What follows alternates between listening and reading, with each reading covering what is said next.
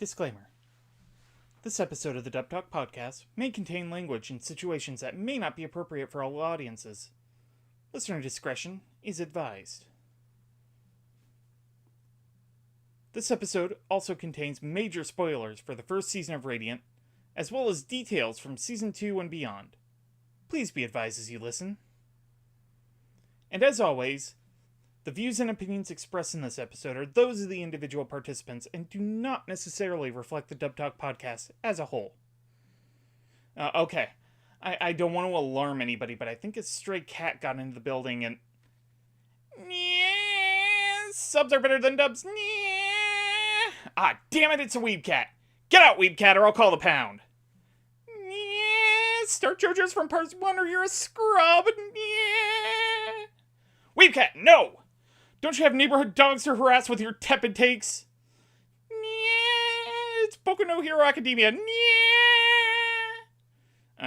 Alright, everybody enjoy the episode. I got a few phone calls I have to make. You'll never be rid of me, Rootsy boy.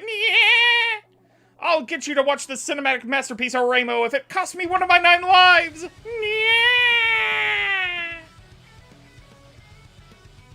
Holy shit, I got that done in one take.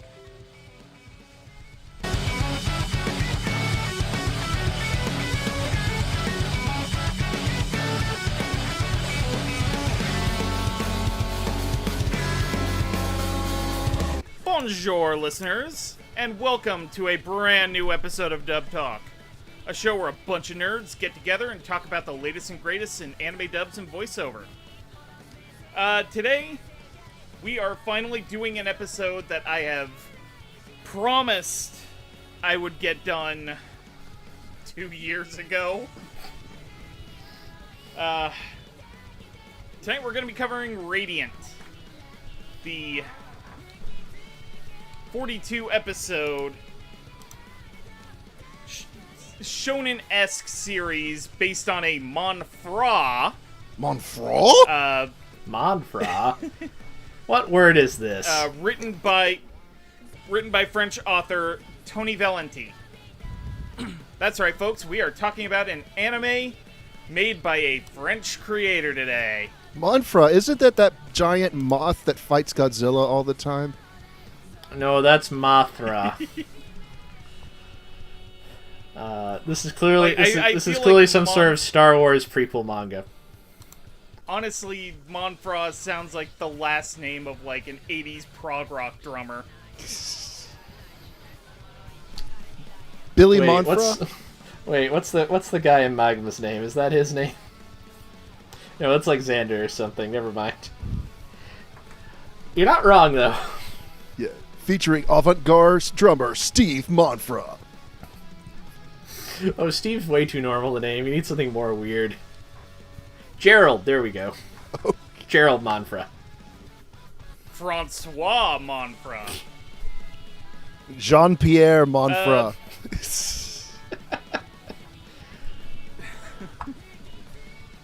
The plot of Radiant, as described by Anime News Network. Seth is a boy who seeks to become a great magician and a group of witches who seek to travel to the Radiant. Radiant is a mythical land that spawns monsters known as nemesis, which fall to the world from the sky. While traveling, they are also hunted by the Inquisition. That is not very descriptive, ANN. Basically, the show is what would happen if you took your typical magic shonen like Fairy Tail or Black Clover or something like that, based around wizards and sorcerers, and basically turned it into the X-Men. Yeah, Mm-hmm. That's actually a good Not description. A bad comparison. Yeah, with lots of. We try not to get political on this show. I don't think we're going to be able to avoid it at all this time. No. It's basically the same story of Politics in anime? What are you talking about? It's even worse. These people hate acknowledging Japanese politics. French politics? Their heads will explode. Yeah.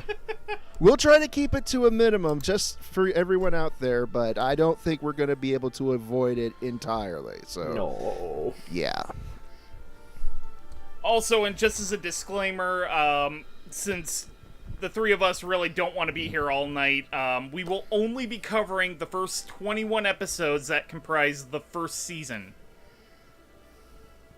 This is a 42-episode show in total, released 2018 to 2019, and then 2019 to 2020. We're just going to be covering the 2018 to 2019 part. For the sake of brevity. Mm-hmm. Right. Mm-hmm. Some of us have to be at work in the morning. Right. Is that all of us? Yeah, basically Actually, all I three have of us. tomorrow off. Oh, well, la-di-da. Look at me, Mr. Gets Wednesdays off. Oh, good for you. We have fun here. Speaking of work, the role of Adr Director is a very difficult job, as well as that of the scriptwriter. And not to mention, narration can also be a bit of a chore. So we have a bunch of people who are doing that for the show of Radiant. For our ADR direction staff, we have Caitlin Glass as the show's main director, but Monica Rial, Zach Bolton, and Sean Gann also provided assistance over the course of the series, mostly with episode 8. Writing scripts for the series was Aaron Dismuke, and playing the narrator was Barry Yandell.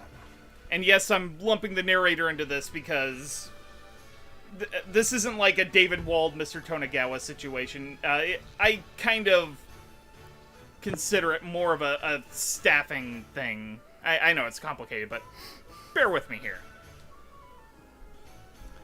So Caitlin Glass's directorial work, you would mainly know from stuff like Garo the Animation, the 2019 Fruits Basket reboot, and the Free franchise, basically from the movies into Season 3.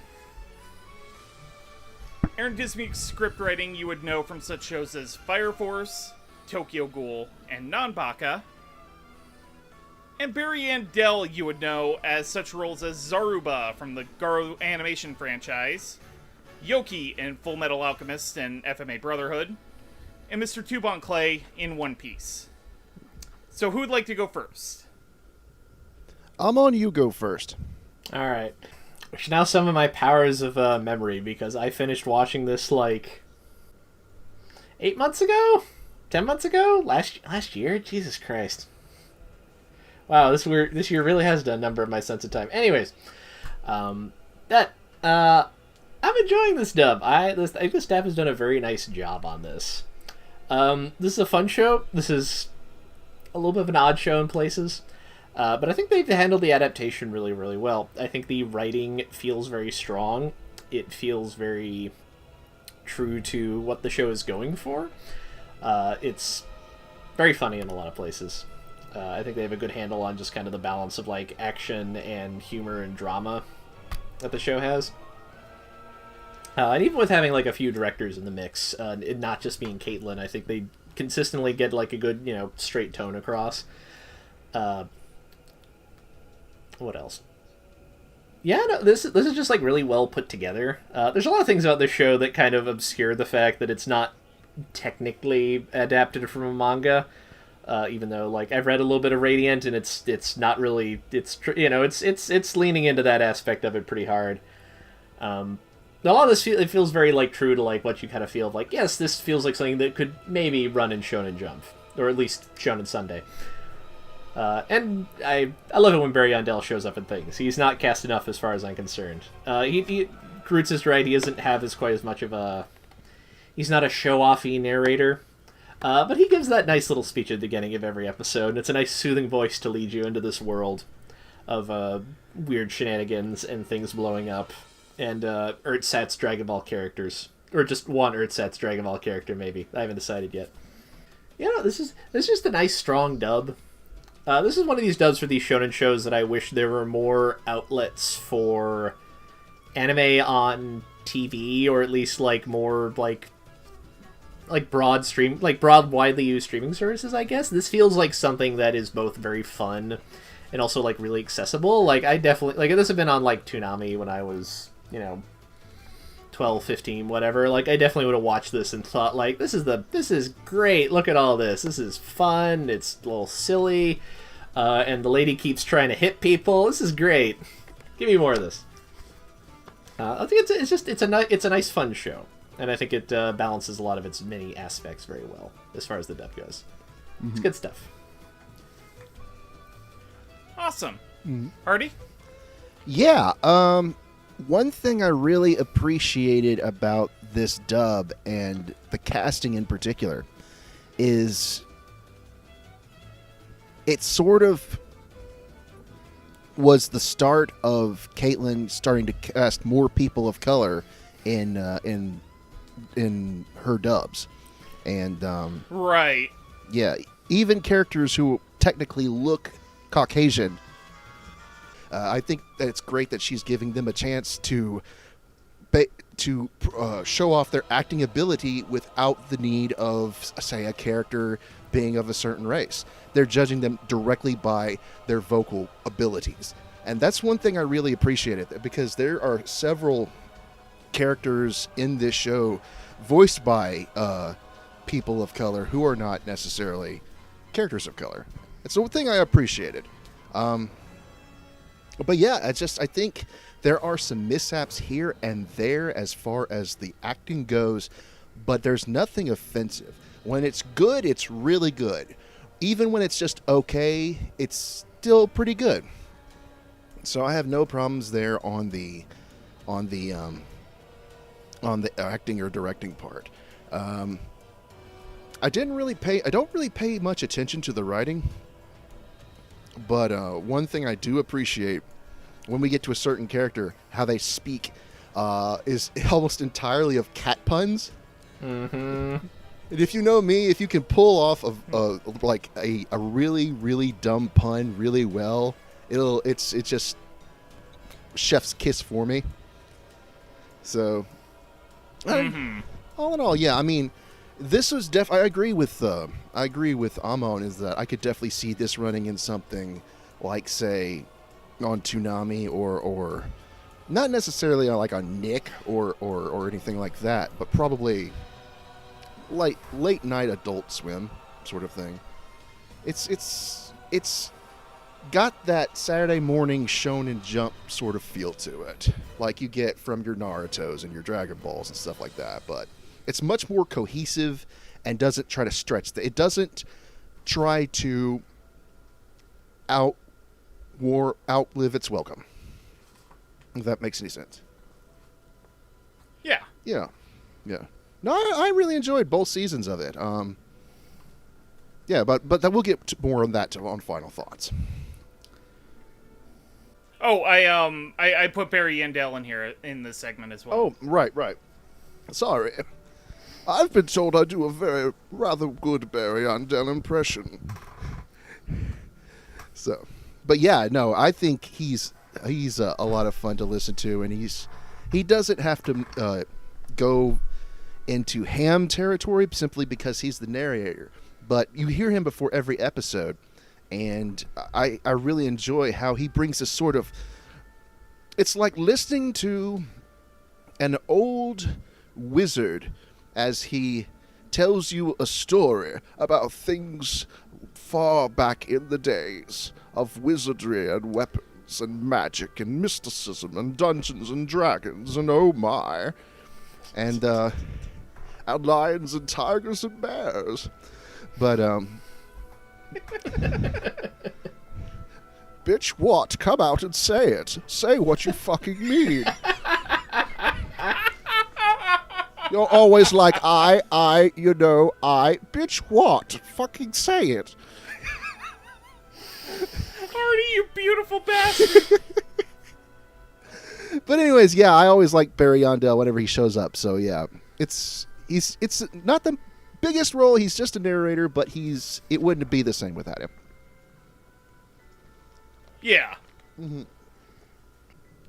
I do have to agree with Hardy that casting a lot of actors of color, not just to play the roles of color, but scattered throughout the course of the show, I thought that was really refreshing. There may have been one or two casting misfires in that respect in terms of the show, but overall, I think it was a good effort put in. I do have to say, probably the biggest winner of this show is Aaron Dismuke's scripts. Now, I know adaptive script writing is just as much sort of a free jam between the director and actor, but at the same time, like, a base foundation is formed that they can basically riff off of. But I thought the scripts were very punchy and very kinetic. A lot of back and forth, a lot of banter. Everything was very snappy. Everything was very punchy. The adapted jokes actually worked very well in their own regard. And that is something very hard to do in straight comedic anime. So seeing something like that in basically a Shonen-esque series, it's great. I absolutely love the scripts of the show to death. And I love Barry Andel as the narrator as well. It has a bit of a... like, it's not exactly a Teddy Ruxpin, but I feel like you could have easily put Barry Andel's narration onto, like, an audio cassette and stuck it in, like, the back of a Teddy Ruxpin-type doll, and it would have been just absolutely soothing.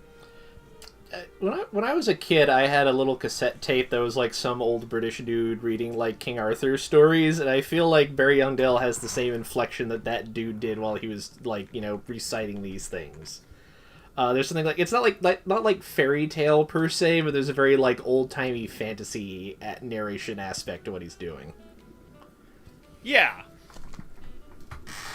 I thought that was absolutely wonderful, and basically, on the technical side, I think this was one of the most impeccable dubs produced in that calendar year of 2018.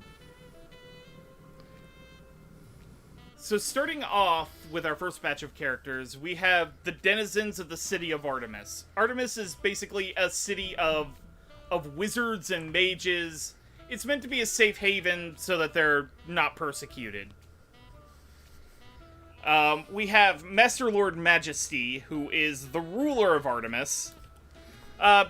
He's basically a little bipedal cat person, and he makes cat puns all the time. We also have Melba and Pop. Melba runs a cafe in Artemis, and Pop is obviously her father, but the twist here is Pop is also a hand puppet on Melba's hand.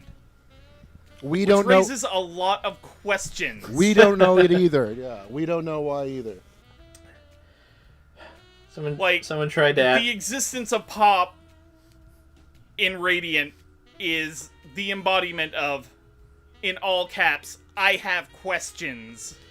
Someone tried to get a wizard to try and explain it, and all that happened was he pulled out a little cassette tape and played a They Might Be Giants song about puppets. It explained absolutely nothing. No, in this case, a wizard really did do it, obviously. Yeah. Somehow. We'll figure it out later. Maybe. And then we also have Yaga, who is an ancient wizard who helps our main character, Seth, begin to understand how to use and utilize magic. Or in this... And also discovers that somebody... implied to be his other teacher, Alma, placed a whole crap ton of restrictions on his power. Yeah. We should add that in this show, magic is known as Fantasia. Right. And basically it kind of functions like the Force in Star Wars, where it's a magical power that exists within all life and yada yada. Mm-hmm. Not that midi-chlorian shit. Ugh. No, nobody's born for midichlorians here. If you want space Jesus, you have to go to a different property. Thank you.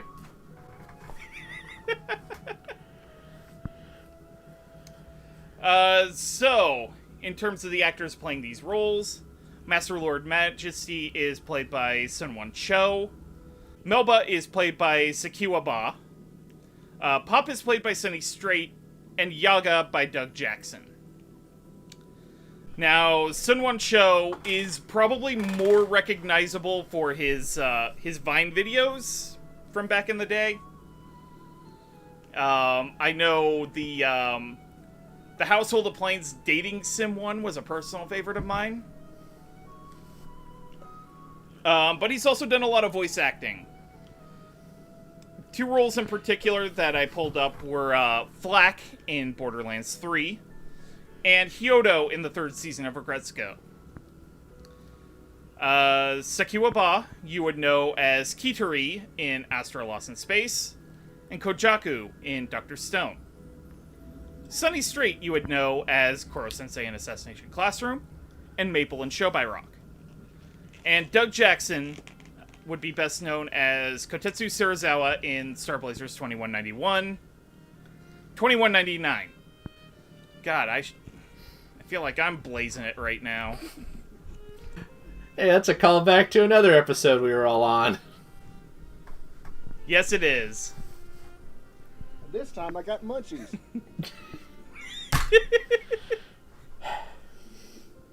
I was trying to fly the ship, but then I got high. Guys, I think I lost the spaceship again. I don't know where it is. Dude, you're inside it. Oh. That's why it's so big in here. Mm-hmm. He was also Nakanoja's father in Nichijou. Alright, so Amon, are you ready to provide opinion? Absolutely.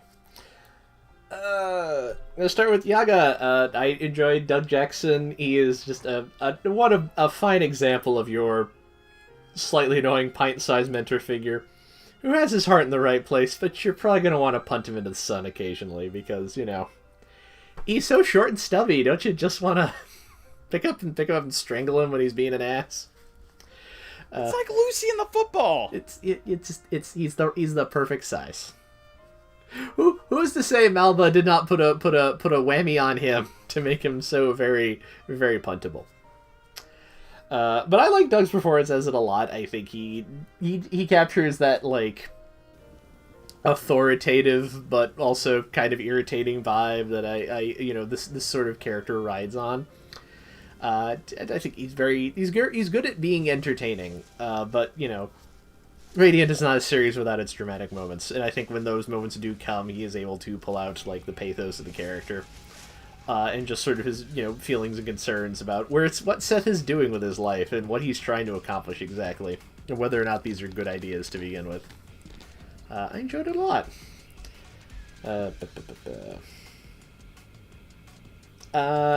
Melba and Pops. I find these two very entertaining. It's so weird. It makes no sense, and I'm kind of hoping this is not a plot point anyone feels the need to resolve. It's just like, yeah, our dad's a ham puppet. Why? Because I don't know. It's the writer thought it was funny, and he's been running with it ever since. And this is definitely helped by Sakiwa and Sunny's performance. I think Sakiwa is just delightfully just bubbly and cheery, and the right level of naive, and just so very excited about everything. And, you know, she wants to encourage Doc with whatever it is he's up to, no matter how shady it is.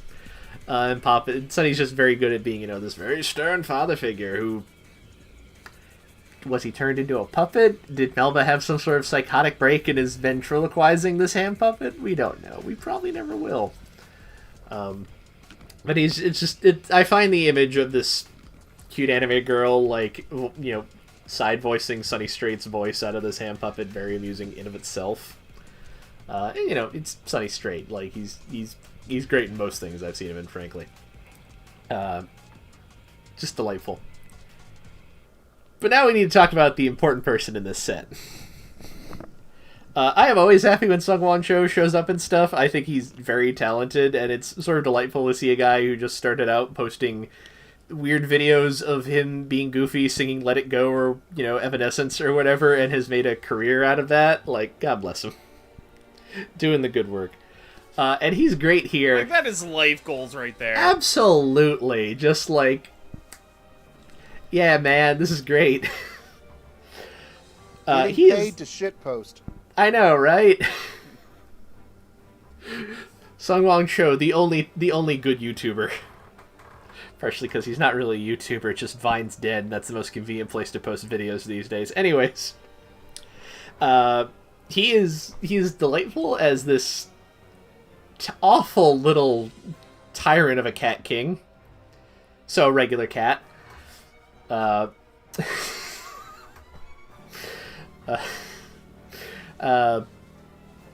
a point, he is a perfectly cartoony voice for this character. It is the exact voice that I would want to see come out of this weird little bipedal cat, who is also the ruler of this magic town, and is also clearly out to fleece everybody and everybody that he possibly can. And just speaks in just so many cat puns, so many cat jokes. All of the cat puns. If I had more time, I would go through and see if he ever actually has a line that does not have at least one cat pun in it, because they're very dedicated to that joke, and I laugh every single time. And Sungwon I think he just really nails it. Like, he gives the exact performance I would want out of a character like this. And he also he manages to rattle off these puns very smoothly. It all sounds very intentional. And not not too like calculate or anything. He makes it sound like actual dialogue, which I feel like with that kind of gag, that it can be hard to like make it sound like something a bipedal cat would actually say. So I'm just impressed all around. My only complaint is that Lord Majesty is like in 3 episodes, I think. And I could definitely stand... Yeah, like 3 or 4. Yeah, I could definitely stand for more of him being around, even if it's just to pop up and remind somebody that they owe him an astonishing amount of money. And they better pay up soon, or else. Just... Me and my girlfriend were having a conversation about how, when you get down to it, royalty and the mob aren't really that different. And, Master Lord Majesty, a prime example. Sure, he's king, but he's basically also the local mob boss for the city. And you don't want to cross him either way. Well, I mean, there's a reason why mob boss daughters are called princesses. This is true. But yes, I enjoyed all these performances. They were good stuff. Good side characters. Excellent work. Thumbs up. Nice. Mm-hmm. Hardy? Yeah. I'll start off with Doug Jackson as Yaga as well. This was one of the characters I actually had to go back, because I watched it as it was streaming week to week. So this was 2 years ago. So I had to go back and remind myself of some of the smaller characters who I didn't really remember as much. And Yaga's not in there for a whole lot. I think he really only gets 2, maybe 3 episodes to himself. And but he sounds like the perfectly acceptable old curmudgeon of a mentor, like the Yoda of the series, and he sounds perfectly fine. He definitely sounds like a grumpy little old man, for sure. Regarding Melba and Pops, here is a thing. Could that be one of their, or both of their curses? Like, that is my assumption. Yeah. Like, we don't know if they somehow melded together, or what. They practice. I think Melba mentions that she doesn't really practice a whole lot of magic, but she knows a few things, if I recall. Yeah, I think you're right. Yeah. So, anyways, Melba is just this bright little ball of sunshine, always positive, this sort of Pollyanna-like optimism, wants to support everything that Seth and Doc and Melee are set out to accomplish. And always positive, always bright. And she just sounds very sweet and cute. As opposed to her hand puppet of a father who is just sort of controlling, like, get your hands off of my daughter. That sort of kind of dad voice that we've all had to listen to at least once and twice in our lives. He's just, he's very overprotective, and he's very, very close to his daughter, literally. So... Boy, this Midori Days remake got weird. It's like, instead of having tits on your hand, you have Dr. Robotnik on your hand. So he looks like a little Dr. Eggman hand puppet. I mean, I'm not wrong. You're not wrong. You're not wrong. Doesn't mean I'm going to approve of that statement, but it is correct. Yes, just because it's right doesn't mean I should say it. It's true.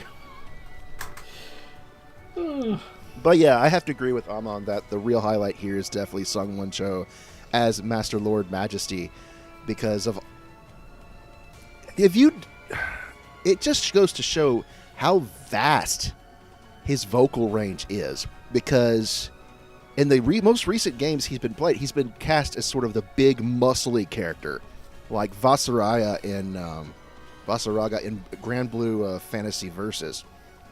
The big, huge, scythe-wielding, muscled-up, masked guy who looks crazy, who looks scary, but is actually really, really nice.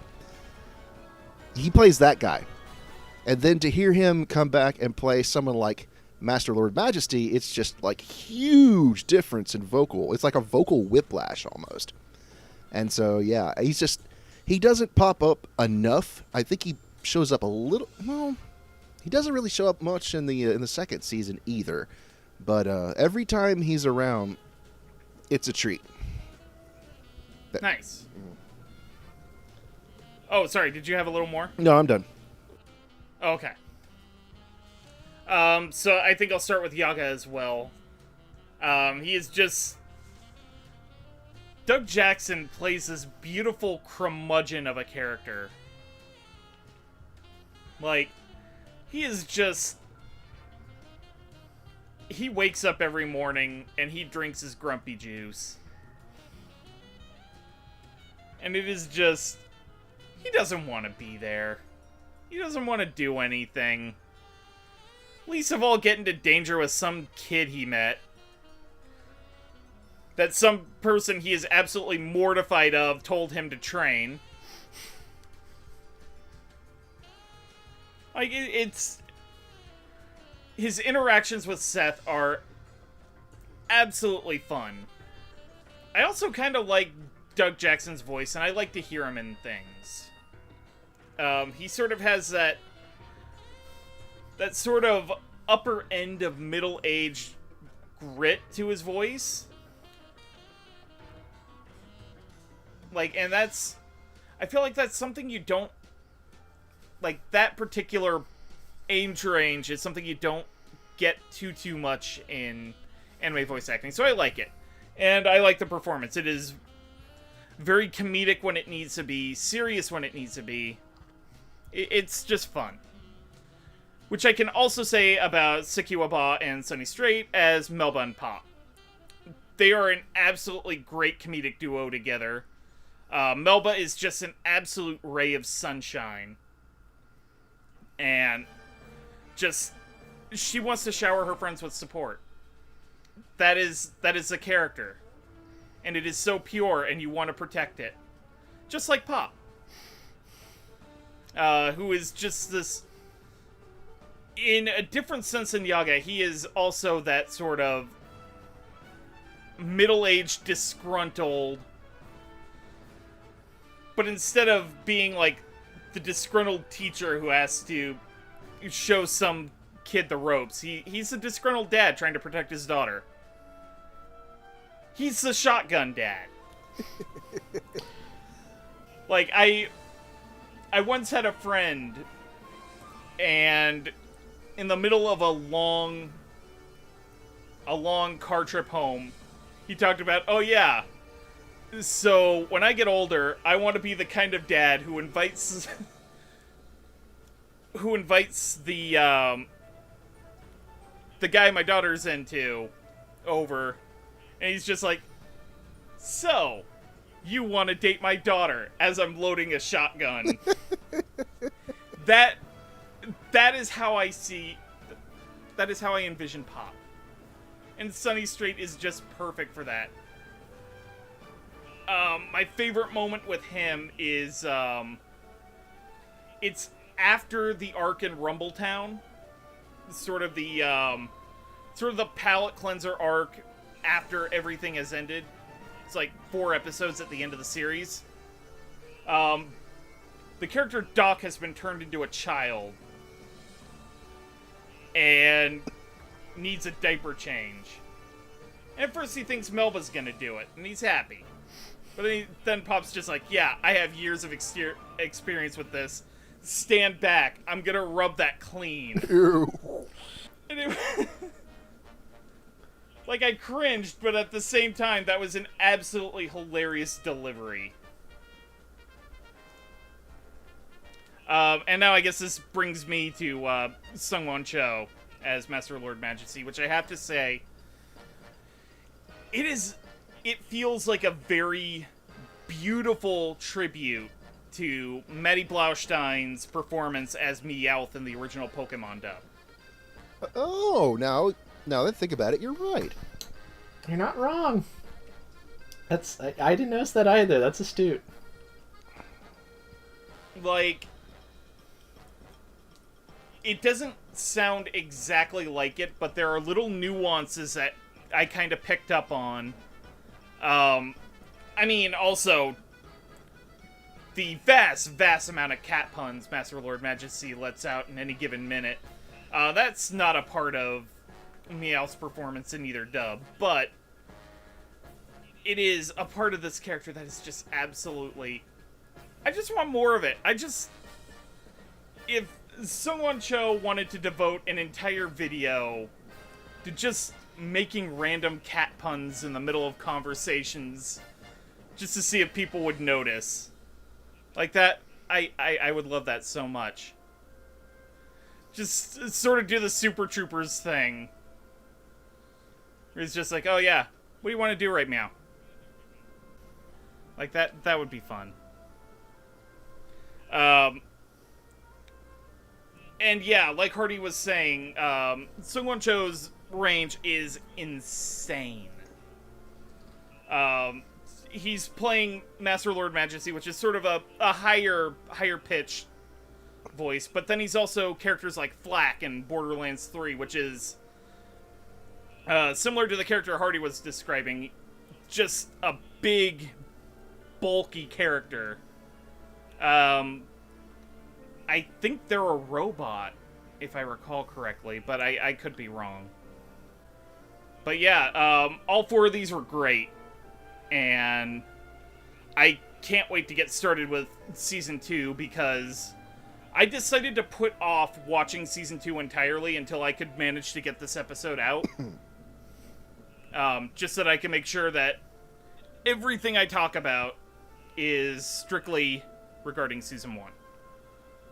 But yeah, good stuff. I hope to hear more of all 4 of them. Okay. So next... Oh, I'm sorry? No, okay. Ah, okay. So next up we have members of the Inquisition, sort of an anti-sorcerer force that deals not only with the Nemesis, but sort of magic users who have gone wrong. Sometimes also magic users who haven't gone wrong, but... Better safe than sorry, right? They're X-Men's equivalent to, like, the Sentinels. Only they're not giant robots. Yeah. Except they have powers that kind of function like giant robots. Yeah. Which is awesome. Yes. No, the Inquisition, instead of having magic themselves, they use magical items. Right. Mm-hmm.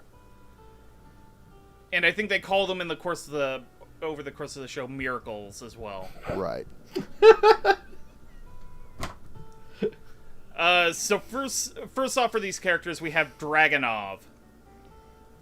He is basically an iconoclast within the Inquisitors. His men absolutely adore him, and he is absolutely one of the best bosses within the organization.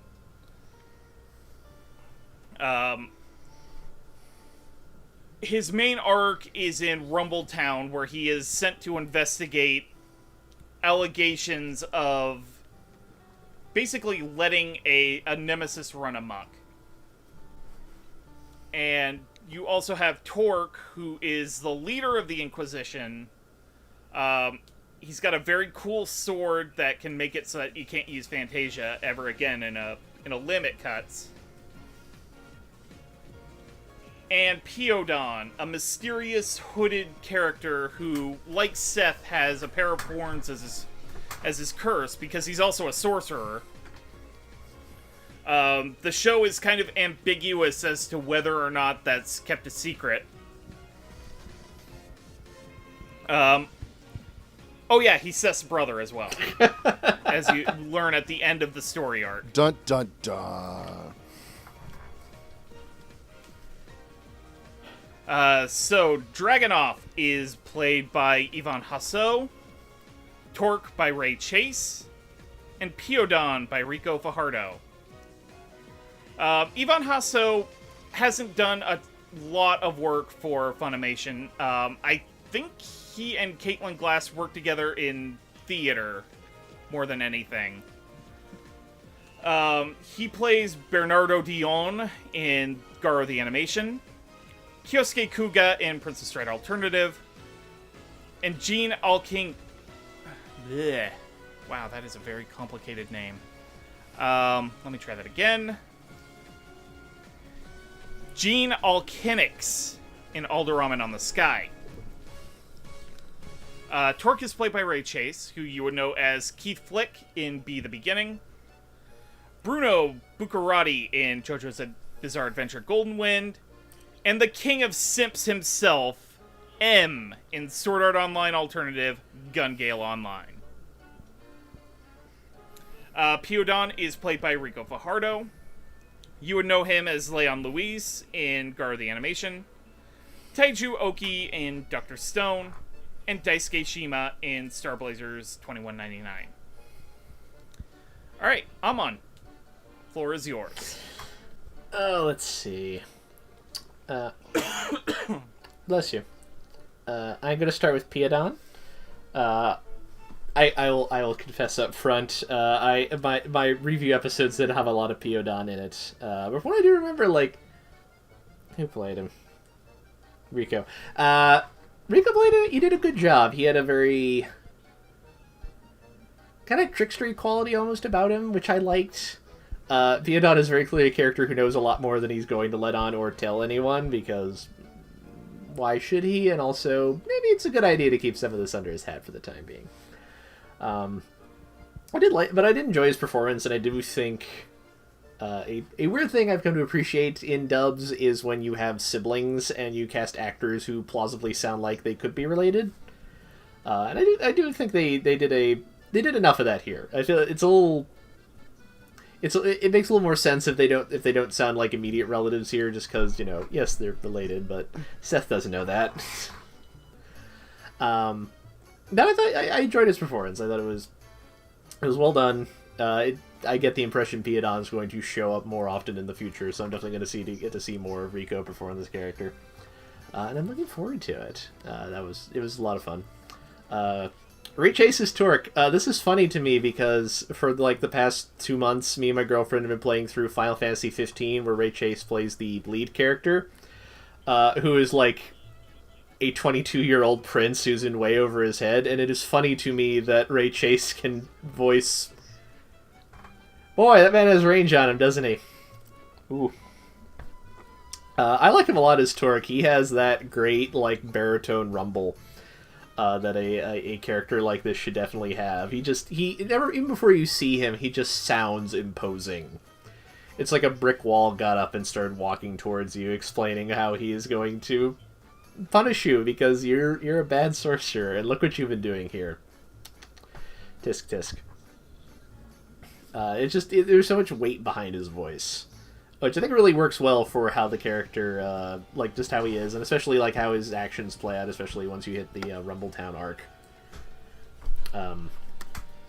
It's a lot of fun. Maybe fun's not the right word, but it's really well done, and I enjoyed it. But I want to say my praises for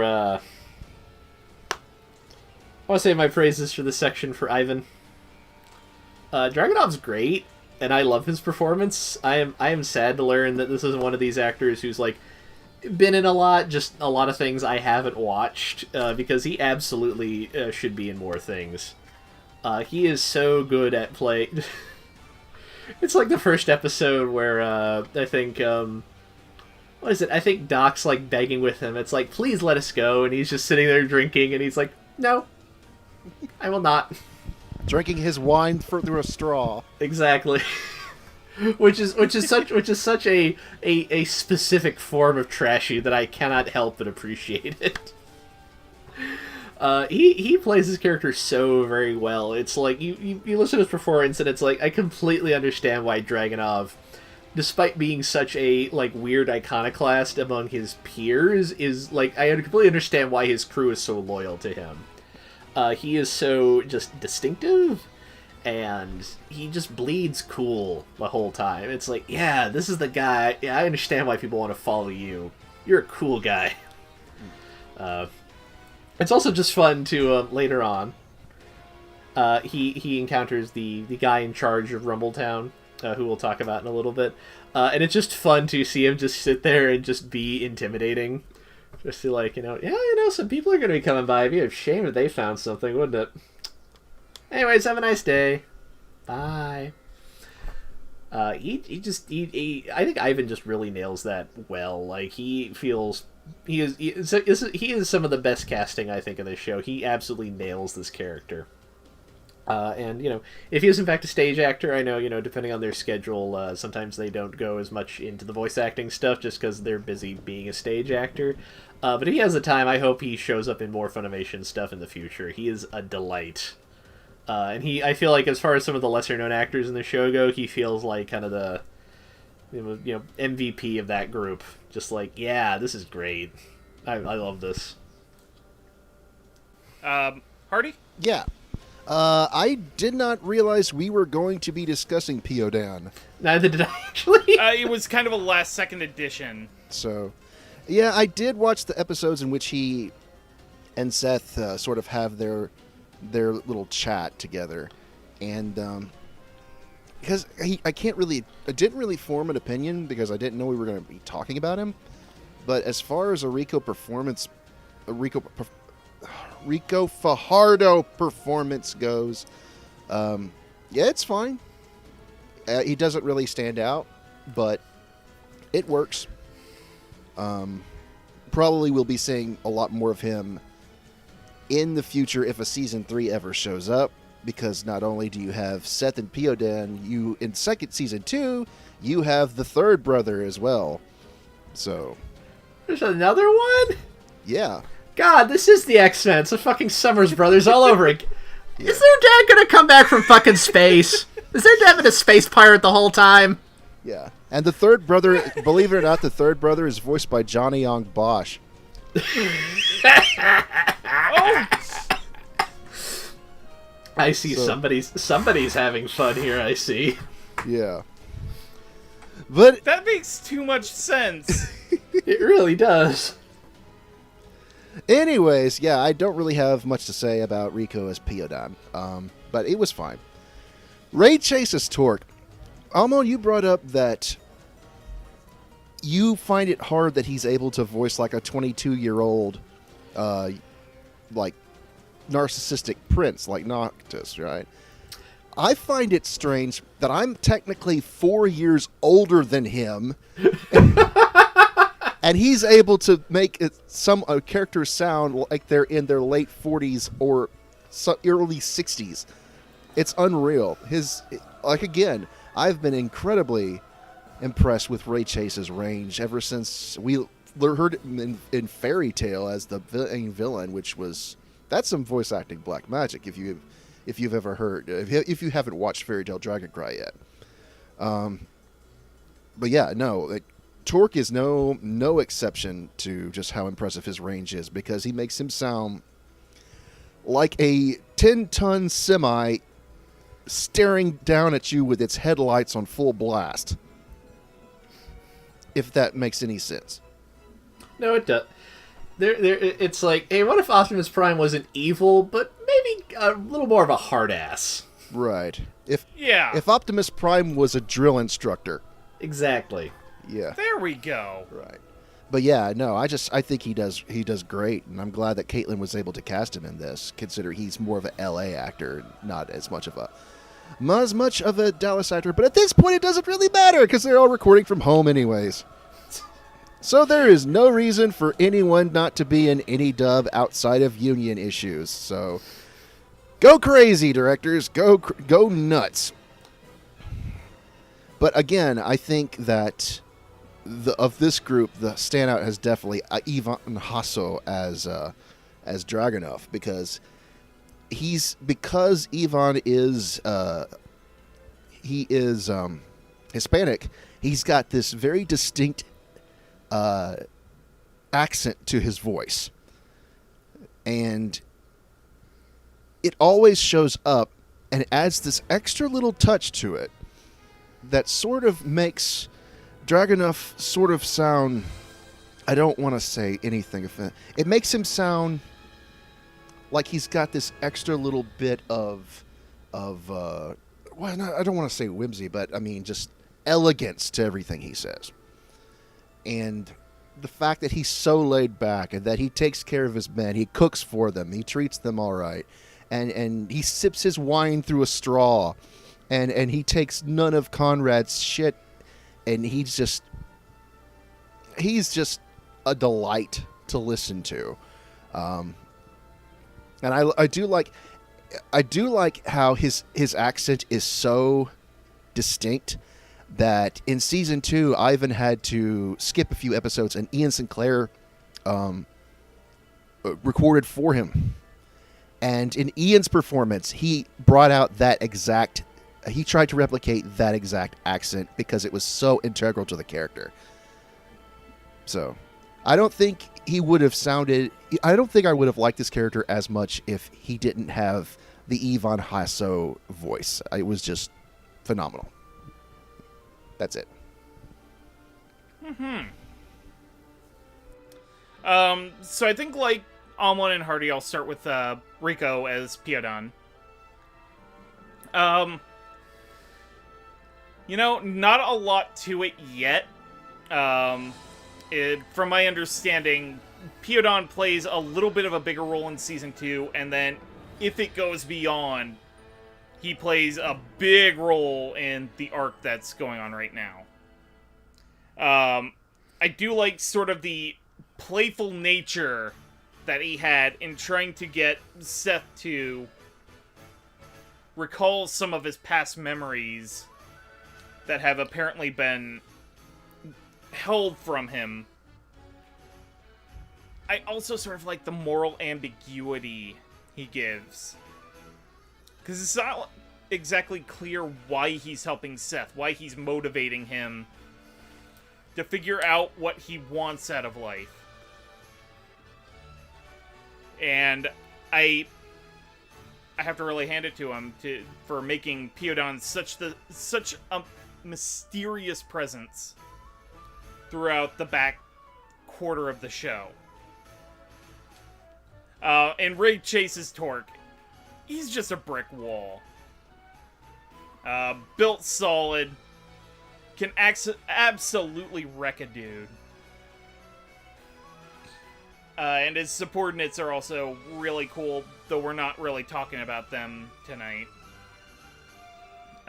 They are really intimidating, very powerful. Good stuff. We do at least have to mention the old guy voiced by Kent Williams, who controls like a giant, like laser version of himself. Yeah, it's like a giant laser kaiju, and it's absolutely badass. But it looks like him. Like, it's a giant version of him. I love this show. It's a giant laser kaiju. But Ivan Hasso as Dragonov is probably one of the standouts of the entire series. He does have a very whimsical sense to himself. And I like that he does get quite a bit of benefit from the script writing in that he gets to do a lot of wordplay. I'm trying to recall the exact line, but in one of the early episodes, he's doing laundry and his coat gets caught by the wind. And he has to catch it, and then he makes some sort of really clever pun, and I'm just like, that is cool.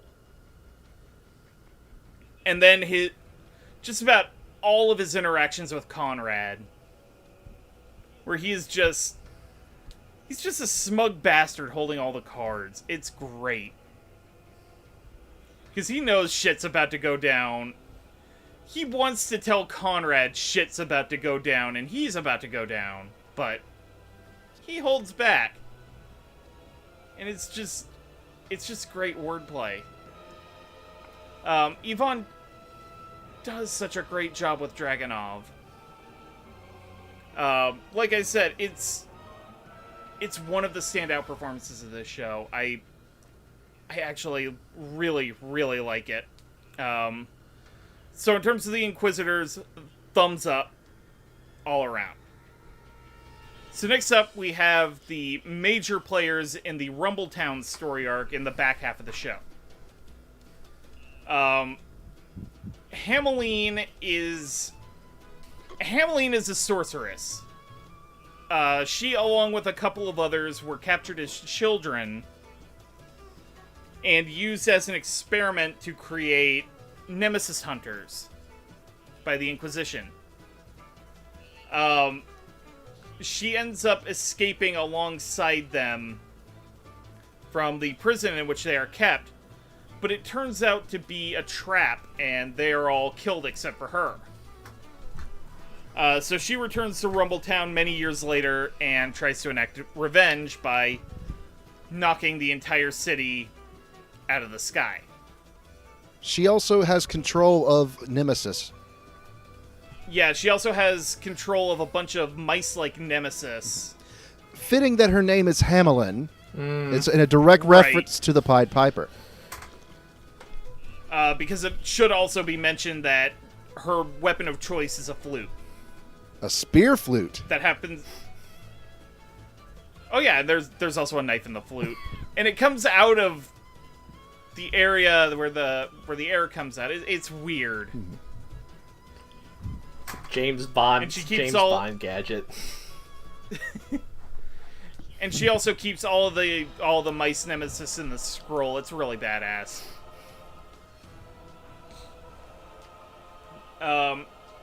Taj is... Okay, so to properly explain Taj, I have to sort of explain the Rumbletown arc. Let's do it. You have Conrad, who is an Inquisitor who is in charge of the city. He doesn't like immigrants. And he doesn't like sorcerers. So he uses elaborate plots to try and not just drive them out of Rumbletown, but kill them all. He's very genocidal. This is where the politics show up, people, just so you know. Right. Yeah, this show has a very hardline stance that people who are not a fan of immigration, generally not good people. Just to put this into perspective, Conrad's nickname for himself is literally The Wall. Yeah. Little bit on the nose there. Yeah, you think. Subtlety? Am I politics? Am I anime? I think not. So how does this relate to Taj? Taj is a child of immigrants who encountered one of the nemesis that Hamelin had under her control. He ends up getting cursed. His curse comes in the form of purple snot that comes out of his nose. Not clear if he has magic yet, but by the end of the Rumbletown arc, he does express interest in coming to Artemis to see if he has magic. So that now brings us to Conrad, whom, like I said, is in charge of the city, trying to kill basically all the immigrants. Has a plan that basically wipes out a whole bunch. Had it gone right, it would have wiped out a whole bunch of people along with them. And Seth hot mics him, basically. Oh no, I'm sorry. Hamelin is the one who hot mics him. It's a strange arc. Mm-hmm. But it has lots of punching stuff, too. Oh, absolutely. All the punchy stuff. Oh, the fights are wonderful. Fights are the major highlight of this show. Yeah, Seth's entire approach is just punch the fuck out of it. Right. So in any case, Hamelin is played by Trina Nishimura. Taj is played by Danny Chambers. And Conrad is played by Patrick Seitz. Trina Nishimura you would know as Mikasa Ackerman in Attack on Titan. Mari Illustrious Mikanami in Rebuild of Evangelion. Basically 2.0 and 3.0. Kyoka Jiro in My Hero Academia. Danny Chambers has played Chisei Hattori in The Ancient Magus Bride. Fi in Endro. And Babylon in Infinite Dendrogram. Patrick Seitz has played, sort of appropriate for the character he plays in the show, Ira Gamagori in Kill la Kill. He's also played JP in Redline. And because Amon would never forgive me if I didn't mention it, he plays Wolfgang Grimmer in Monster. Yes. You may have expected a different voice actor, but it was I, Patrick! Oh yeah, he also played Dio. Kind of important there. He's very good at playing just real nice, swell guys, and also just the worst. Case in point. Do you want to start? Yeah, why don't you go ahead? I will in fact leave Patrick for last, but let's see, Downlight. Danny Chambers I enjoyed as Taj. Like, Taj is mostly, it's a little kid role. But I thought she got some good pathos out of him. Like, this whole arc is kind of weird to see just because, not that, there's plenty of political manga, but I feel like I don't usually see shonen type stuff that's this, like, aggressively blunt about its political stance. Especially when it's not like, hey, maybe anti-immigration rhetoric is explicitly bad and we should stop that. Maybe that's a bad thing to do. And it's interesting. I don't back when we thought we were going to record this earlier, I had done some kind of research on like how France deals with immigrants, which I don't remember very well, but these are some opinions Mr. Tony has here with regards to how France deals with its own immigration issues. But I did like how Taj was written as kind of like this, just like they're very relatable. They have this, they're cursed, but it's very like they have purple snot. The most innocuous thing in the world. They're literally a snot-nosed kid. I just like Danny's performance of them as somebody who seemed very normal, but had to deal with just this external pressure that they did not ask for and don't really know what to do with. And then their sort of turn of like, I don't want to just sit on my hands while all this is happening. I want to stop what's going on and not just be passive. And I really liked her performance as a consequence. I thought she played this character really well during this, like, what ends up being just, like, this really, like, intense, kind of status quo shifting, like, plot arc. Kudos to the show. I think it made a wise decision to look at this, and it's like, okay, if we're not ending the season on this should still be, like, the last big arc we focus on before, the last episode. And I enjoy what she brought to the character a lot. Trina's Hamelin is great. Hamelin's a lot. Before when she first gets introduced, she's more, sort of mysterious, maniacal villain, and I just really enjoyed her performance there. She has so much just spite and venom in her. And I think Trina just does a really good job of bringing that out and focusing it. Initially she starts out as very much a mystery, but I think even a few episodes after she's introduced, you get a much better sense of like, oh, I see what's driving this person. I see why they are so angry at the world.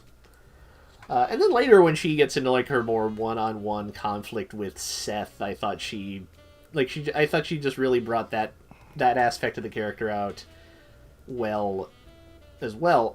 Just sort of like the pathos and the pain and kind of her her complicated feelings about meeting Seth, who has also experienced this exact same kind of prejudice, but has come out of it very differently due to, like, him having support while he was going through this, as opposed to Hamelin, who basically had to, like, deal with it on her own, and it's left her in maybe a worse off state in some ways. But I thought Trina just gave a really strong performance in that regard. This character doesn't, she's a pretty big character for, like, that arc, and I thought she just covered the character really well while she was on screen. And now, Patrick as Conrad. What a piece of shit. Jesus Christ.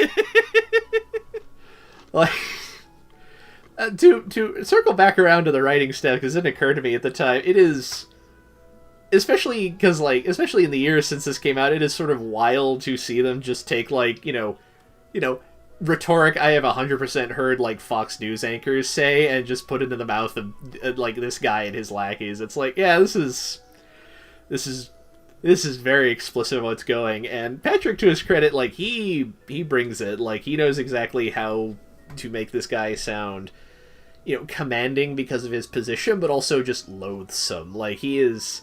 he has that, like, he has that strong, baritone that Patrick Seitz is so good at bringing to his villains. But this isn't like Dio, where even when he does shitty things, he's still kind of cool. Conrad's just awful.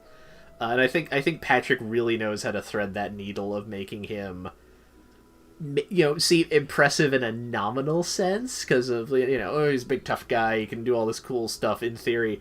But he's just such an awful human being, and you never feel... he never comes off as, like, fun or cool, or, like, you kind of revel in his badness. He's just the worst.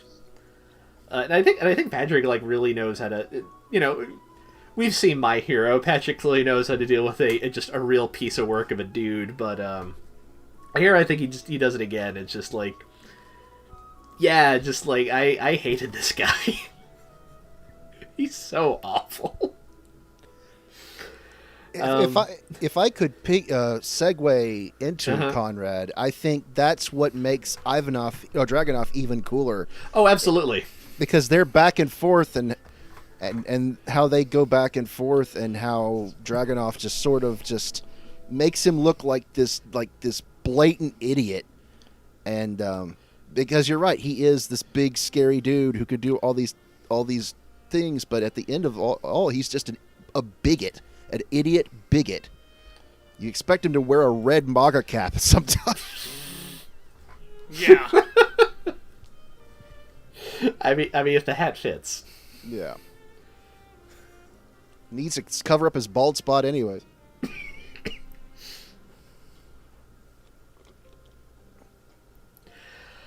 But if I could segue into, do you have any more thoughts? No. I enjoy these performances, and Conrad is the worst. By all means, go ahead. Yeah, no, I think the fact that Patrick has played so many, muscle-bound douchebags in the past, he just slips into this role just like a glove. And the only time you never think Conrad is cool, the only time you laugh when he's on screen is at his expense, because he has no redeemable qualities.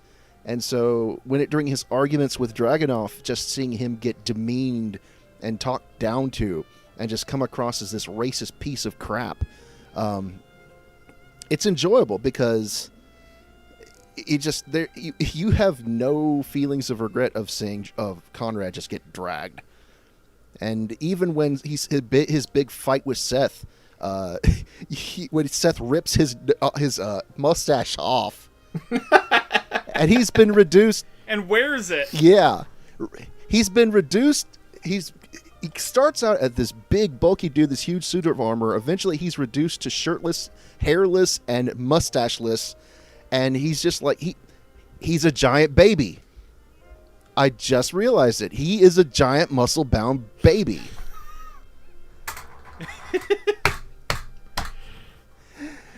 And then up until his final moments when Seth smashes him and he's like, I am the wall. This can't be happening to me. Yeah, and Patrick just steals the show playing such a piece of garbage. So, as far as Taj is concerned, I think this is one of... It definitely wasn't Danny Chambers' first role. That was Ancient Magus Bride. I think this is one of her first roles playing a young child character, a young boy. And I think she does a very good job. She adds that extra little bit of rasp to it, that sort of prepubescent accent that little boys tend to have. And she makes Taj just this well-meaning but kind of irritable little character. He's like, I'm not cursed, I don't have a cold, while he's spewing out purple snot. So,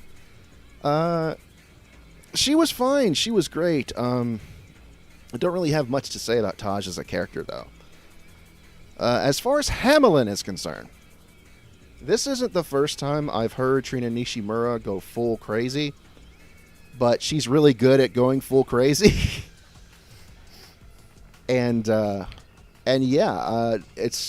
I think she's a master at her art, at these loud, shouting, angry, furious at the world. You don't know what I've had to go through.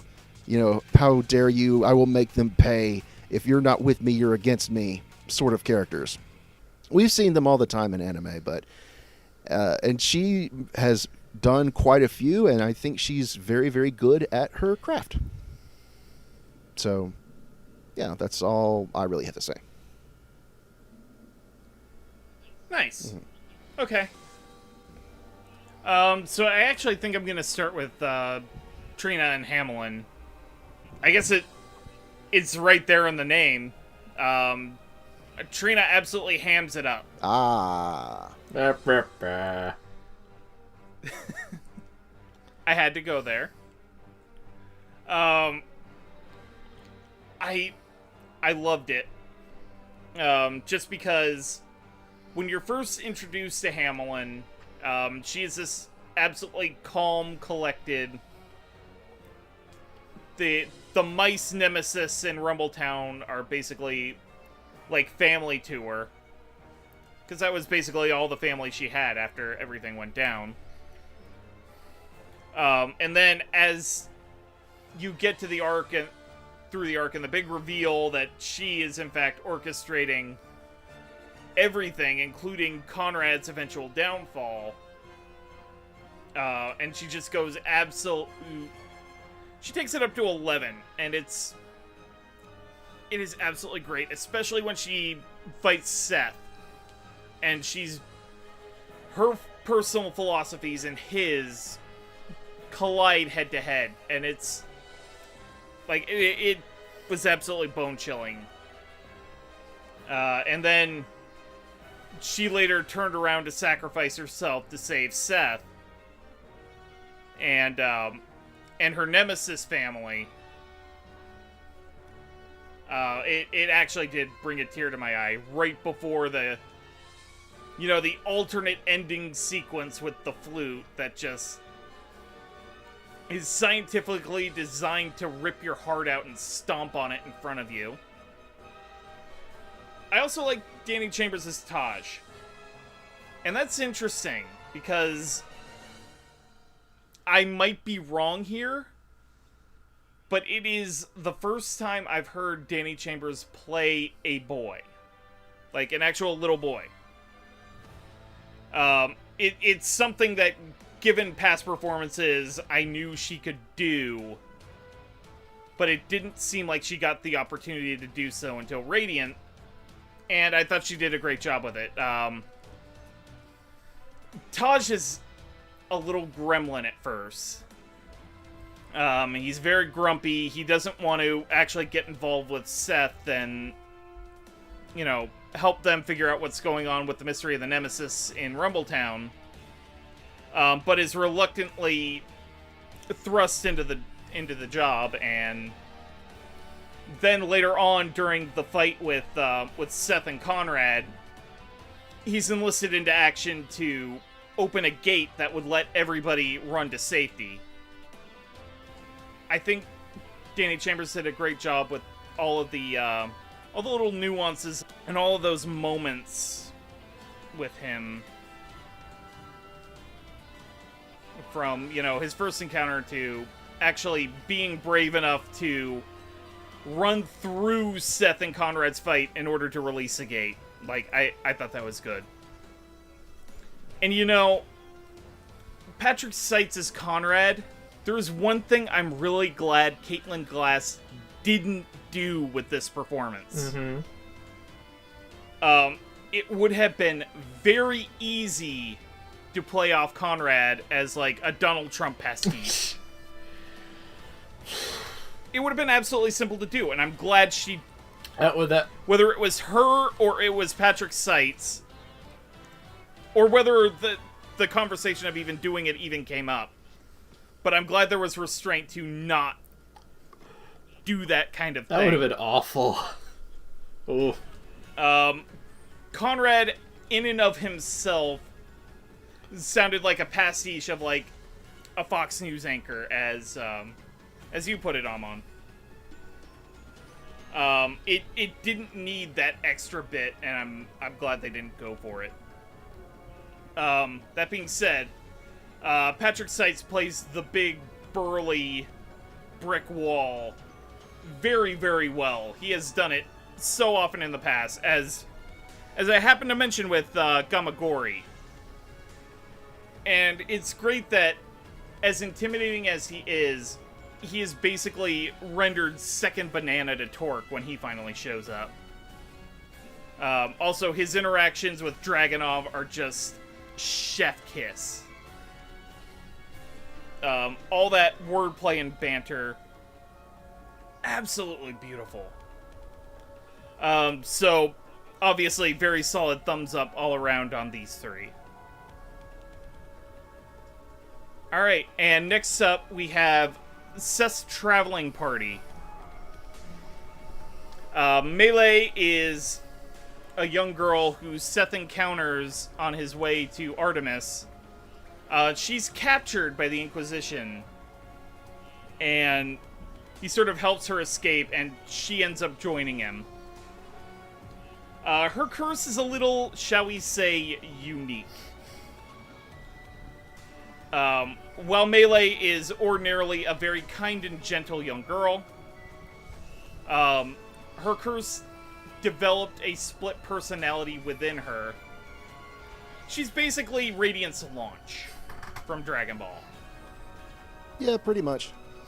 I mean, you're not wrong. First personality, as I mentioned, is very kind, very gentle. The curse's alternate personality is this very brash, abrasive, sort of gung-ho personality. And while the kind and sweet personality uses binding magic, the curse personality is basically just all destruction all the time. Guaranteed. Mm-hmm. Now, Doc, on the other hand,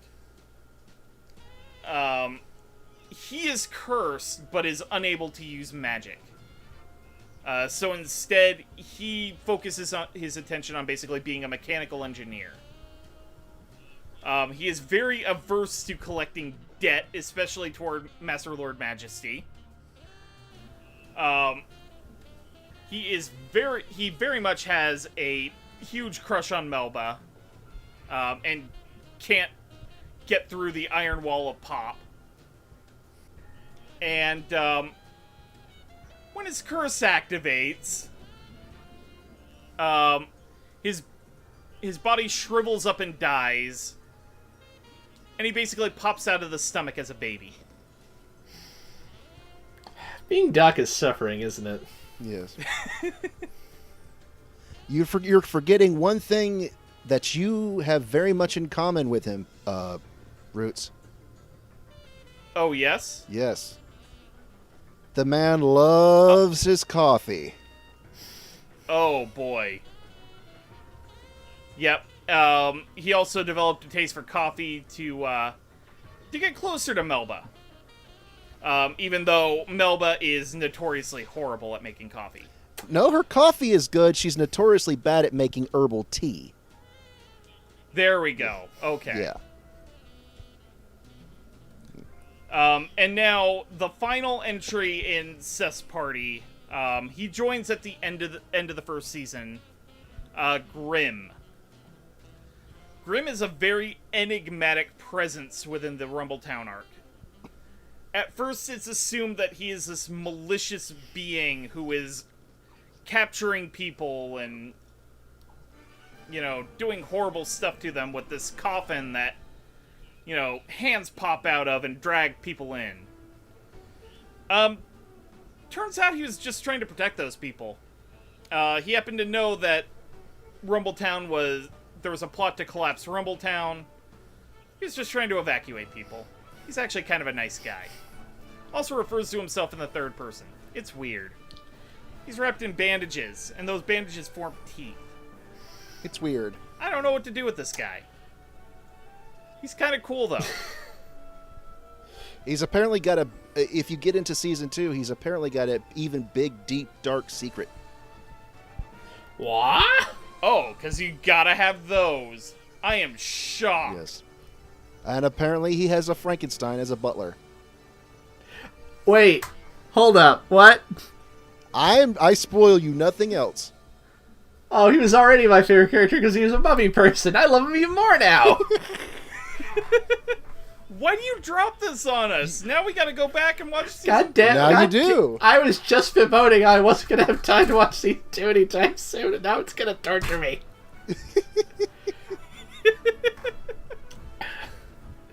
Forget Doc, being me is suffering, clearly. In any case, Melee is played by Caitlin Glass. Doc is played by Sean Gann. And Grimm by Eric Vale. Caitlin Glass not only serves as director on the show, she has played Haumea in Fire Force. Got basically a small role in Season 1 and a big role in Season 2. She's Miho Amakata in the Free franchise. And Winry Rock Bell in Full Metal Alchemist. Also, Andrew's favorite pink alien waifu, Mina Ashido, in My Hero Academia. Yes.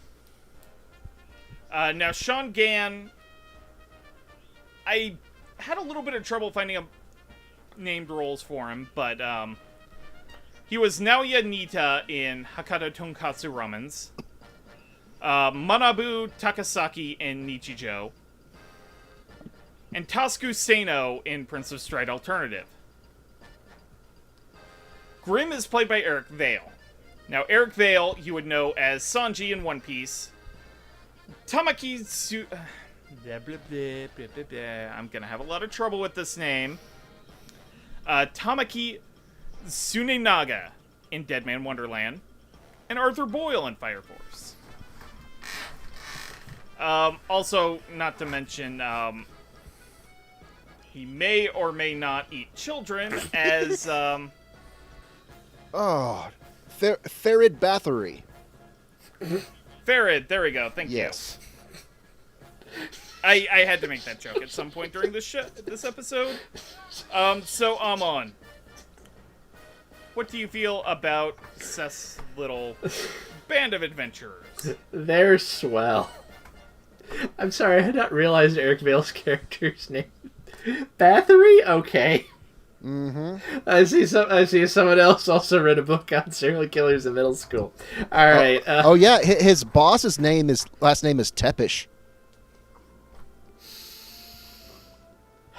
That show. Anyways, back to the topic on hand.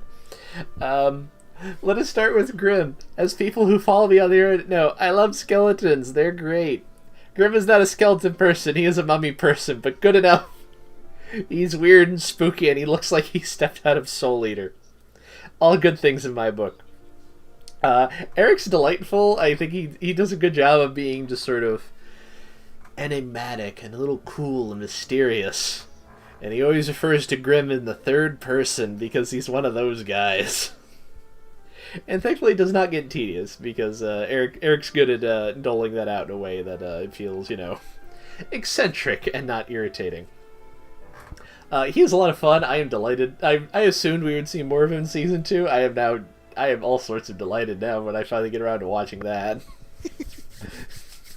I'm rubbing my hands together with glee, right? My face hurts. I'm smiling so much. Oh. Eric's just delightful. He plays this. Grimm is he's an odd little character with an odd little arc, and I think Eric does a wonderful job of playing him as, he's a little sinister and he's mysterious and what is he up to? And it turns out, he's a nice guy. He just doesn't bother to explain anything, and also he looks like a monster. So our assumptions were understandable. Who are we to think of what you're doing with your weird coffin you keep stuffing people into? Delightful. Caitlin as Millier. I think she does a wonderful job here. I think, when Millier isn't kind of her normal personality, she is just, what a sweetheart. So bright-eyed and optimistic, and she wants to help people, and just, an absolute sweetie. And Caitlin, she's good at playing characters like that, just, upbeat and energetic. And she is just so nice. And then she changes personality. And Caitlin might be better as, angry Millier. She just puts that right level of just, drops her voice just a little bit, and she puts a little more toughness into it, and it comes across so well. She just does a really good job of making those feel like two sides of the same person. And she also is just really good at shit-talking people when she's angry. It's like, you've made her mad. Oh, you're stupid. Well, I'm gonna go hide. So when the explosion comes, I will not die. Sorry. I'm also a big fan of how her little bird friend just incessantly moons over her whenever she turns into, angry Millie. That's very funny to me. Oh, yes, we have to bring up Mr. Boobry, who's voiced by Derek Snow. Yeah, I wanted to include him in this group, but it's just, animal noises. But yeah, Derek Snow is a little dragon named Mr. Boobry, and Mr. Boobry's adorable, and Derek Snow does a great job. There are some choice animal noises. I'm a fan. Boobry. Boobry. I'm a 37-year-old man. Tony, why did you name the dragon Boobry? Boobry's a funny word. I know who reads this. 12-year-olds. Gotta appeal to them. Caitlin's just a delight. I think she does a wonderful job of capturing those two sides of them, and in particular, I rewatched a chunk of the Rumbletown arc in preparation for this, and I thought especially she has a big moment of doubt where she switched personalities and tried to get into a fight that led to I believe sort of the gate shutting and a bunch of people getting trapped, and she has this big moment of doubt of if I was able to control this better, I could have gotten people out and saved my friends, and her just feeling kind of guilty about having this power but not really being able to wield it the way she would like to. And I think Caitlin, as Mary said, I think she does a wonderful job directing, and I think she does a wonderful job with this character. I think she cast herself in a really interesting role that I think really suits her range and acting style. But now I want to talk about Shauna's Doc, because I think Doc is just hysterical. I am a weird sucker for cowards in action shows, because they don't want to be there, and they don't like what's happening, and they don't have any choice. They're stuck with it. Hey, Doc, there's a giant plant monster. And it wants coffee. In other words, he's the Paul Giamatti of the show. Actually, in that instance, he's the Rick Moranis of the show, but he's also the Paul. He is both. he is a number of schlubby actors. Let's be frank here. He knows what he wants to do with his life. He wants to stay out of trouble. He's going to go collect some dead nemesis and sell them. And he's going to stay out of debt. And one day he's going to work up the nerve to tell Melba that she likes him and Pop's going to be okay with it or something. And it's going to be great. And then he died and turned to a baby. I really like Sean's general performance. I like the sort of New York-y accent he kind of gives Doc. I think it kind of just really hones the sort of he's maybe not smart, but he's got like some, street intelligence. He knows at least how to navigate through life and not, ruin his own life. Seth may not be very compatible with that attitude, but sucks to be you, Doc. Sorry. You're not the main character. But especially when he then becomes a baby and is now little Doc running around. I find Sean's ability to make him still sound like a incredibly weary 30-something who is now also a 12-year-old very entertaining. He manages to just take that tone and just sort of crank it down a few years. And just it's still Doc. He hasn't hit puberty yet, but it's Doc. I find him absolutely delightful. I don't know if he shows up as much in season 2, given that it seems like Seth is going off. Okay, that's good. I'm assuming they wouldn't be gone forever, but I didn't know if this was sort of a gone temporarily or gone for most of the season kind of a deal. Yeah. I enjoy Seth's little camaraderie. I found him sort of leaving to go out on his own, very sad at the end of season 1 because the band's breaking up. No, I like you. You're all weird and interesting and quirky. They're a nice group and they give very good performances, and I'm very happy with all of them. I don't really want to spoil season 2 for you too much, but there is probably one of the best moments. It involves the band kind of breaking up and sort of reforming. So just look forward to that. More things to look for. God damn it! I'm gonna have to figure out when to watch this thing now. Shit. Mm-hmm. Oh well. Anyways, yes, they're good. I like them. Yeah. Let me start off with Grimm because he doesn't have as much screen time as the other two. Grimm is just sort of weird, and you think that he's this bad guy, but in reality, he's just mysterious, and he's trying to do his best to help out everyone in the background. And I think Eric sort of plays that very well because he's played these kind of characters that are very soft-spoken and yet demand attention. I think Yuki Soma is another one of those. Yuki is very soft-spoken, but every time he speaks, he sort of takes all the attention. And I think a lot of that is in Grimm's performance as well. You want to know more about Grimm, but he's not going to let you at the moment. I think Eric does a really good job at that. Sean Gann as Doc. Oh boy.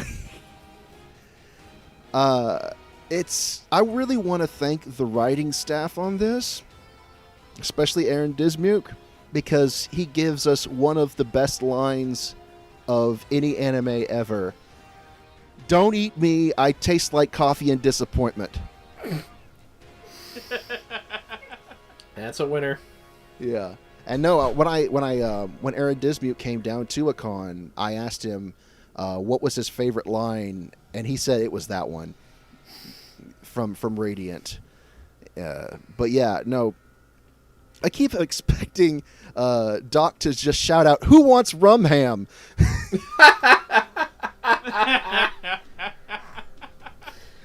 He's got a very DeVito-like personality to his character. He just doesn't. He's always done with always done with everyone's shit. He doesn't want any of it. and yet he's constantly thrown in these situations that he does not want to be in, which gets even more so in season 2. Sorry, Amon. No, it's fine. But no, he's just so delightful to listen to as his life is nothing but suffering. I think Sean just with the New York accent is just mwah, it is perfect. You don't usually like adding accents to characters who don't necessarily need them. Here, I think it definitely works. There is a reason that for last year's Dubbies, I gave my best female performance to Caitlin Glass for Melee. And more so, again, this happens more so in Season 2. It's because you have the two obvious personalities, the sweet and kind and caring Melee, and then the angry, abrasive, confrontational Melee. But then she also has a third side when she realizes, hey, the band is breaking down, they're not getting back together, and you see her just sort of open up emotionally. That I think Caitlin just captures so perfectly how she's able to play all three of those and swap back and forth between them on a dime. And so I think, honestly, Caitlin's my favorite performance from this entire dub. Hands down. All right. So yeah, I think, like you guys, I'm going to start with Eric Vale's Grimm. There's not a lot to him yet. From what I've seen, I still need to get to season 2 and, all the lovely bits that Hardy's describing. Sorry, I don't mean to spoil. I'm just... No, that actually kind of bumped that up in my priority list, so don't worry about it.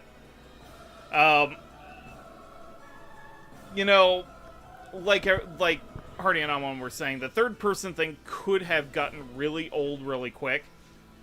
But the clever writing and Eric Vale's performance kind of mellowed that out. I like how sort of monotone he is through most of his dialogue. He is deadly serious. But at the same time, he feels like that... How do I describe it? That chuny character. You know? Oh, he's very chuny.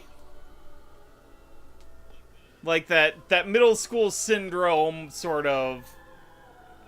let's put all of these little badass things together to create this really weird mashup of a character. It's just great. I love it so, and...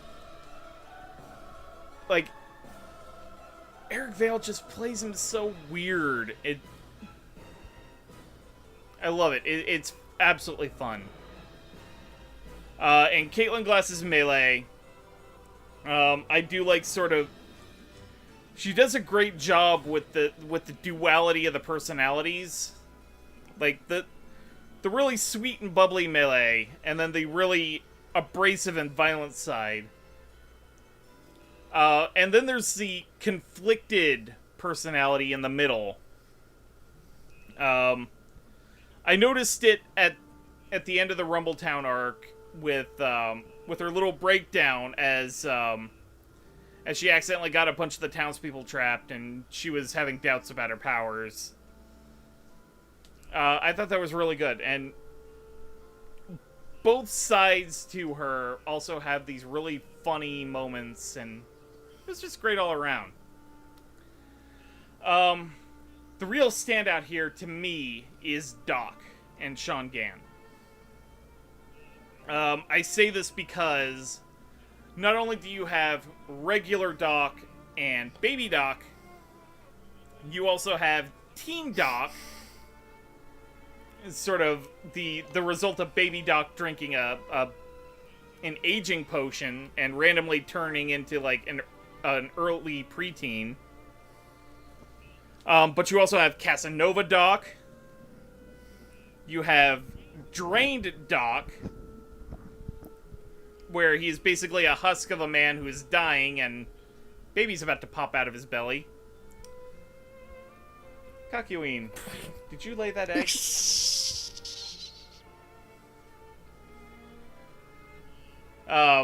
There are just so many aspects and personalities to this character, and I think Sean Gann, had I really been able to sit down and watch the show end to end as it was airing, particularly the first core that aired, as we were getting Dubby set up, like, I feel like he would have been a very close contender for voice acting Black Magic that year. Like, there is so much to Doc, and it is complicated and tricky and so much stuff, and I think he did a really great job with it, and I really hope that in the coming years, Sean Gann becomes more and more of a presence within Funimation. Because it sounds like he's doing a little bit of assistant directing alongside Caitlin Glassford's stuff. Here, and apparently he did some episodes of the second season of the Fruits Basket reboot. So I really hope he gets to do a lot more stuff within the infrastructure of Funimation. And that brings us to our last category of characters.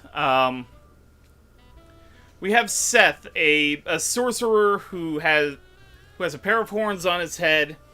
Can't really do magic very well.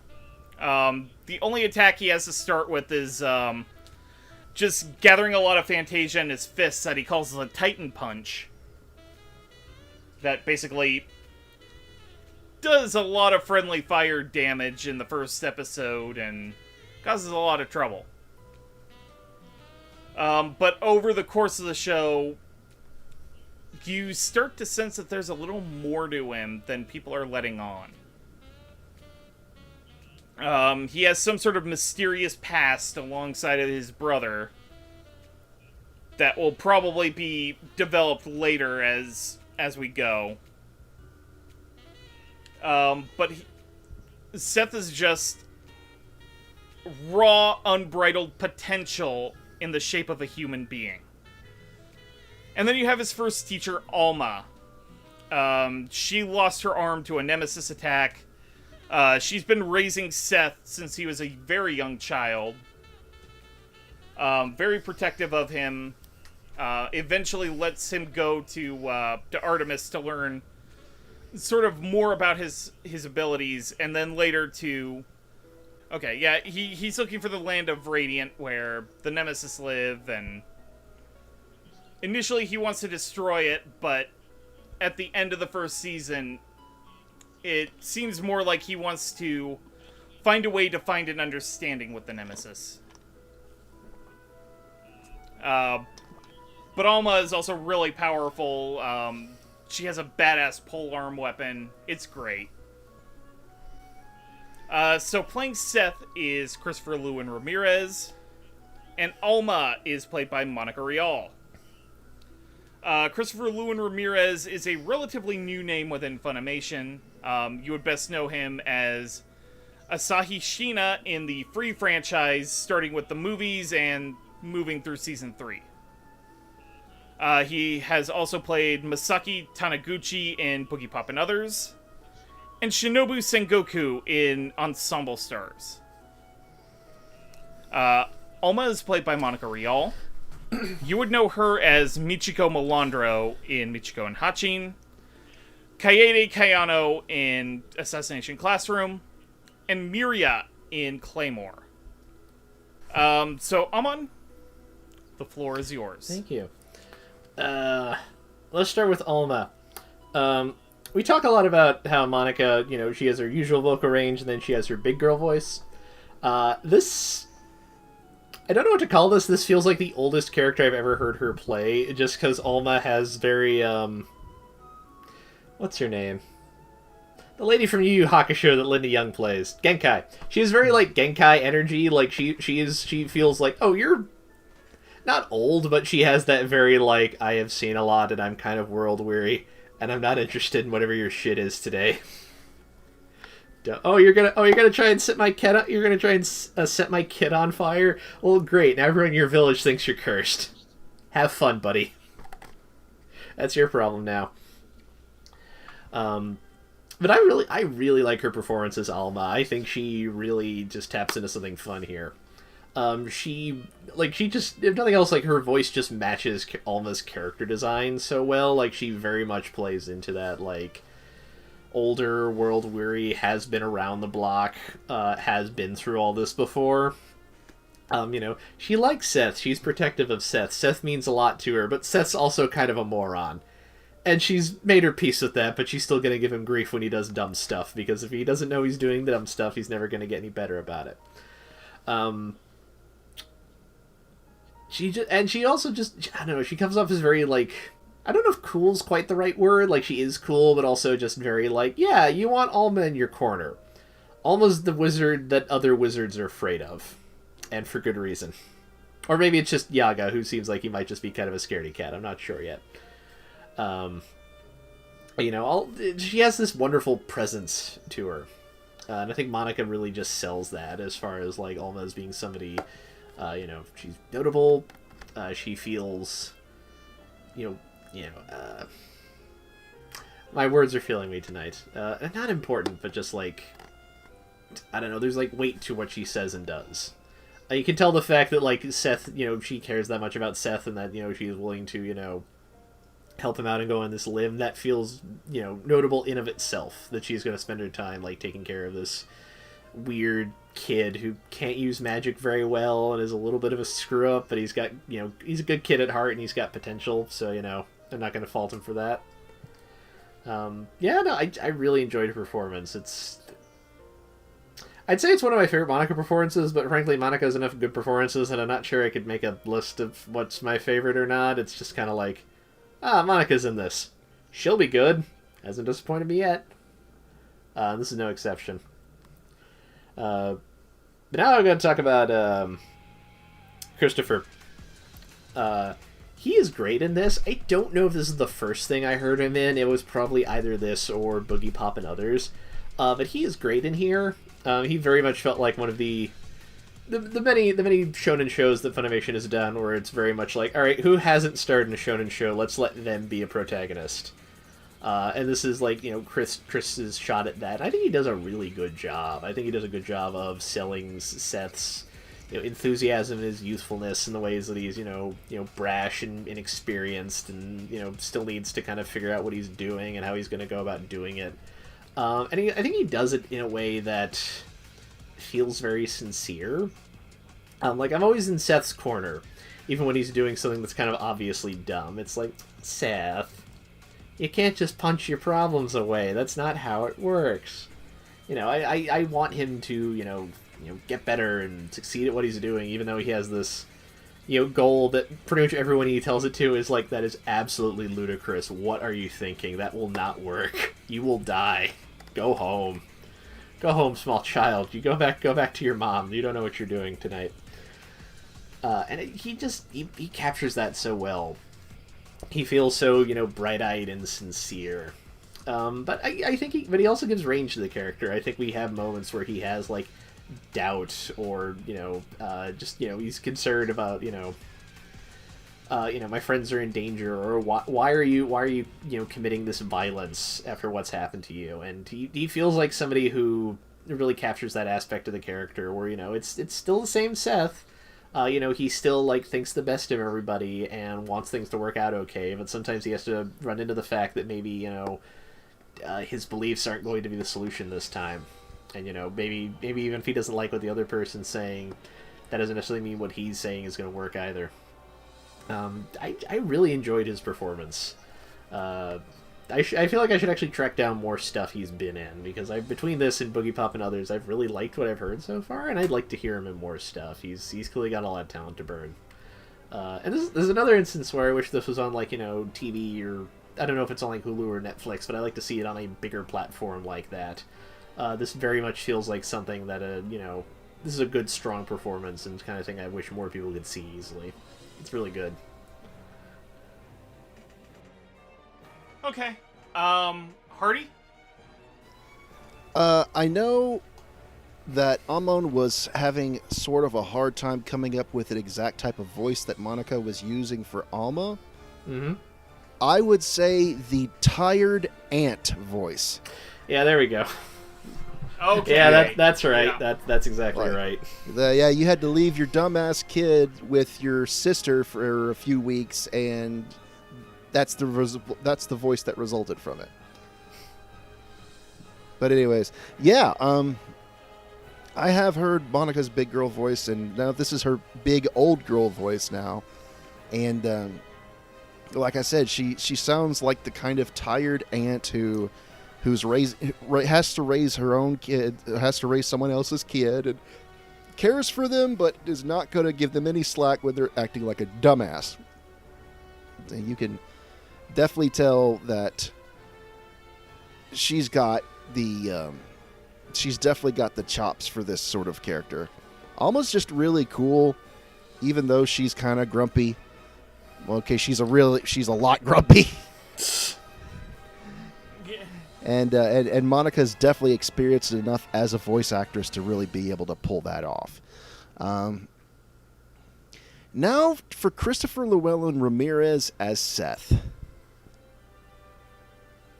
The acting is going to take some time to grow on me, because this is his very first lead main role. And giving it to an actor who does not have as much of an experience, giving this type of role for a 21 and later 42 episode Shonen series was a big gamble. And as such, I like Chris's performance. He's definitely got the energy. He's definitely puts forth the effort. But the acting still has a little bit of a ways to go. I don't know if it's just going to be how he controls the energy of his voice, if that makes any sense. I don't want to say it. I'm not going to say it. This is not a Training Wheels dub. But I do think he is still just the tiniest bit green, and thankfully he does improve leaps and bounds as the show goes along. I hope that he continues to improve in the future, but as a main character, he might try to have cut his teeth on a shorter series. But that's just me. I do like the energy he gives to Seth. I do like the fact that he's always positive, or in the emotional points to where he has to... I can't think. My brain is dying. My brain is dead. Almost there, Hardy. I think he has room for improvement, but in general, it was a good performance. So I'll start with Monica Rial. Yeah, I'm largely gonna echo what Hardy and Amon were saying. I definitely like hearing Monica Rial play an older woman. This is probably right. It feels like it's gonna be right about the edge of her range. I have never heard her go so low before, and it impressed me. Performance itself was really solid as well. I do think that, yeah, I agree with Hardy. This sounds like the sort of ambivalent aunt voice. She is raising a child she didn't necessarily ask for. Trying to keep him out of trouble, not always succeeding. And just very, very tired. Christopher Llewellyn Ramirez as Seth. This one took a little bit of growing on me to do before I could say, you know what, I actually did like this performance. The first episode of the simuldub was really rough. And it took about 3 or 4 more episodes before he could find the voice that worked for him. I'm gonna agree with Hardy a little bit that the acting side of it still needs just a little bit more fine-tuning. But I think he's got something here, and I want to hear him in more stuff. I think he's got a promising future ahead of him. In particular, I think the standout moment for me for his performance is the end of the fight with Hamelin. After he fights her to a standstill, the moment that Grimm describes as his and Hamelin's Fantasia, in musical terms, acting in harmony. Where they're basically just kind of negotiating an accord and figuring out a middle ground to their opinion. I thought the interaction between Christopher and Trina was just absolutely beautiful. And then the subsequent episodes after the Rumbletown arc where Seth is doubting himself, I also really liked. It definitely showed him downtrodden, and, you know, that's kind of hard to do with such a peppy character, and I think Christopher nailed that pretty well. So, solid thumbs up with these two. So we are going to go ahead, and I will pass it on to Amon for final thoughts. I really enjoyed this dub overall. I like this show. I think it feels very... You'll get sort of...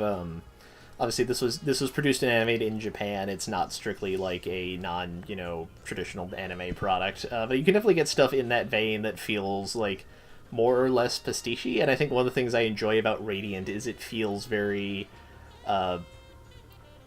authentic's not quite the right word, but it never feels like, oh, I'm going to... it never feels like it's the product of something that's like, oh, I'm going to set out to make, like, a manga in, like, a stereotypical sense. It feels very much like, I'm going...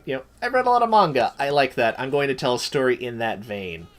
And I think you could feel that in the anime. This feels like something that isn't trying to, like, imitate something. It just feels like something that has, taken influences and turned them into something with a little bit of its own spin on it. And I think the dub really bolsters that. Like, this feels like a really fun show. Do you like Battle Shonen? Like, you would do yourself a disservice to not check this out.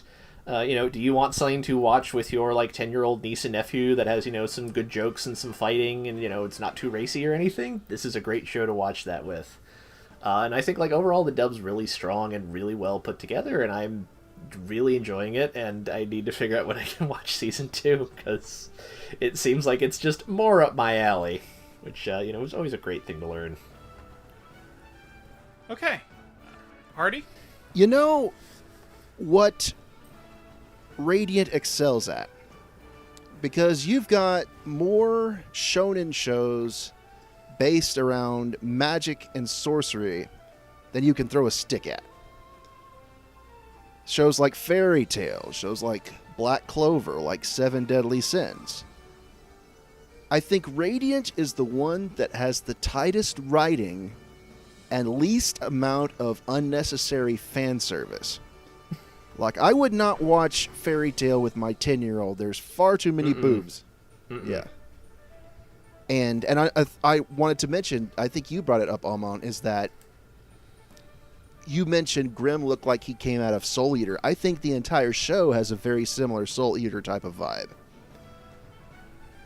And it's sort of look, yeah. And I really enjoy it. I hope it gets a third season. As far as I know, there's not enough of the manfra to create a third season. I think they put it right up to the end of where it ended.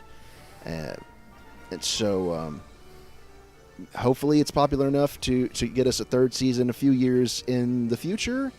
And yeah, I enjoyed this show. I enjoyed this dub, and I highly recommend it to people who like the idea of magic shows, but were let down by like Fairy Tail or Black Clover. Give this a shot.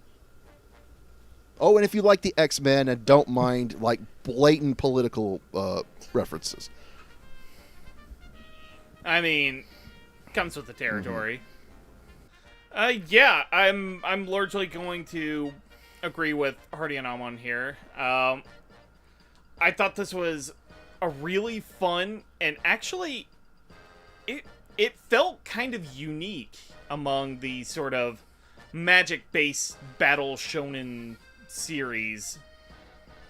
I do kind of like that it only covered 2 or 3 story arcs before it took a break and then continued. I feel like that My Hero Academia approach is probably, in my eyes, the proper way to adapt a long-running Shonen Jump-esque series.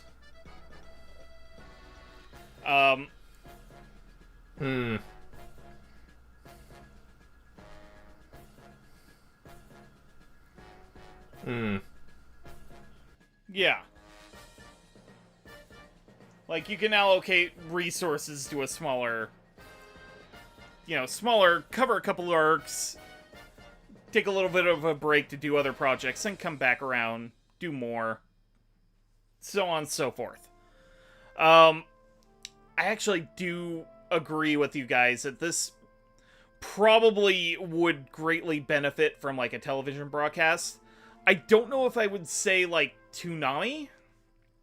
I feel like if they maybe redubbed a couple of lines to remove some of the bad language, you could probably get away with something like this on maybe, like, regular Cartoon Network or Nickelodeon.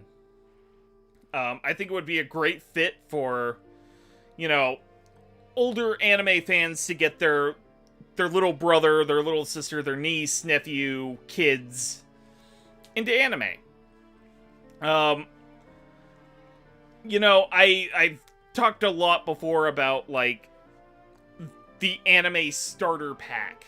The shows that if you wanted to get a newer anime fan into more anime, this is what you would recommend. Your Death Notes, your, like, back in the day it was, like, Death Note and, I'm drawing... Bebop. Well, obviously Bebop is, like, the evergreen. But stuff like Oron or the original Fruits Basket. Like, stuff to give people a general taste of what they would come to expect from various genres. If you were to actually create a new sort of this generation's anime starter pack, I would say Radiant is probably one of the perfect examples to include. Because this would look good airing right next to My Hero Academia on a block. Yeah. Like, I could imagine Adult Swim picking this up and putting it at, like, 8 o'clock on Saturdays to draw in the sort of starting to go to bed crowd. But I think Radiant is really fun. It does wear its politics on its sleeve, so if that's not your thing, probably skip it. But if you're alright with that and just want an absolutely fun sort of Shonen Jump junk food-esque series, I could recommend far worse. Now, if you want to check out Radiant, the show was included as part of the Funimation Crunchyroll partnership back in the day. So, if you want to check out the subtitle version, it'll be available on Crunchyroll, and if you want to check out the dub version, that'll be on Funimation. I believe Crunchyroll is like $7 a month. Somewhere around there. Thereabouts. And Funimation's like somewhere around that line as well, like $6-7 a month. Both of them also have annual plans and free trials, but make sure that if either service isn't your thing, make sure you cancel that free trial because you will get charged. They do ask for credit card information. So, not your thing, just make sure you get out of that before it charges you. And if you'd like to catch what we're up to, we have our YouTube page, youtube.com/dubtalkpodcast. This podcast is now starting to be made available via audio-only services. We go through Podbean, and it will also be available through Spotify Podcasts and Apple Podcasts. On that note, we do have a coffee account if you want to, send a little jingle our way. Because Roots loves his coffee. But also, I do very much love my coffee. But if you'd like to give us a little more of a regular contribution, we do have a Patreon page. And this is the point in the show where we typically like to name off the people who have contributed to our little show. So, at the $5 tier, I would like to thank Crimson Echidna, Michelle Travis, Miraculous Corazon, Nico Robin, but with the owie hands, Ooh! and Victor Myborda. At the $10 tier, I would also like to thank Anthony Simpson, B. Morris, Carly Lessicow, Jacob Wilson, J2, aka Jared, Julia W., and Marissa Lenti. We thank you guys so very much for your contributions. And also, I would like to note that if you contribute to the $10 tier, every 3 months, we hold a raffle. And all the $10 patrons get to pick a show, and those shows get put together, and we pick one at random, and we'll do an episode on it. That's something to keep in mind. We also have a Twitter account where we will keep you up to date on what we're up to. That is twitter.com/dubtalkpodcast. The individual contributors of this show also have their own things they would like to plug. So, Amon, where might we find you? You can find me on Twitter at AmonDuelUS. Duel has 2 U's in it. You can go there and you can see me talk about movies and comic books and music. And I also have a dusty old song if you'd care to have one. Please. Oh, yay. Oh, absolutely. This one was very easy. So we have here an anime based on a French manga. So what better to choose than a French pop song that's actually by 2 guys from New Zealand? Yes, that's right. My dusty old song for this episode is Fodu Fafa by Flight of the Conchords, where you get to hear Jermaine Clement badly hit on a woman in extremely basic French. Like your middle school class level French. It is delightful. Oh, magnificent. Hardy, where might we find you? Well, I can tell you where you won't find me is the Funimation forums, because they're dead now. Press F to pay respects. Yes, but I am still a moderator on the Funimation Discord, if you'd like to hunt me down there. You can find me on Twitter at SpacemanHardy. I have not been posting nearly as much goat pictures as I need to. Lately, I've just been angry at the world and angry at KFC for giving me coleslaw for 2 nights in a row. But yeah, if you want to track me down there and come suffer with me, because I need some company. Misery does happen to love company. If you would like to find me on the wide open internets, I am Roots of Justice, and you can find me on the twitter.com @Roots of Justice. I mainly retweet cute animal pics, talk general fandom stuff. It's a good time. You should come visit. I am finally working on review stuff. I know I've been saying this for the past, year and a half. But I do actually have a draft that I am working out. It'll be made available on my blog. The Roots of Justice Anime Time Fun Show. I'll have a link in my Twitter account when everything's ready to go. It's finally almost happening. Happening level. It's. So I believe that's the end of our show.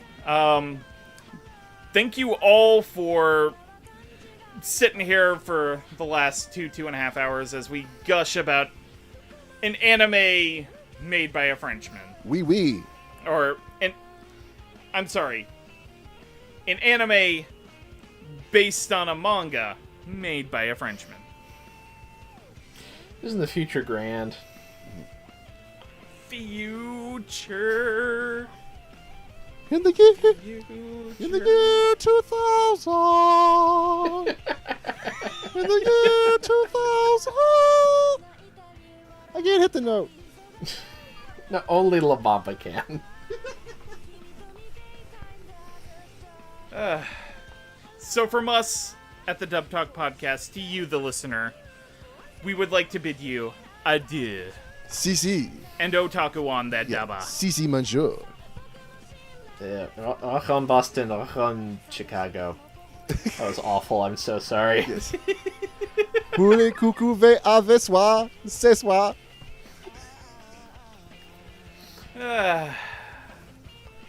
And click.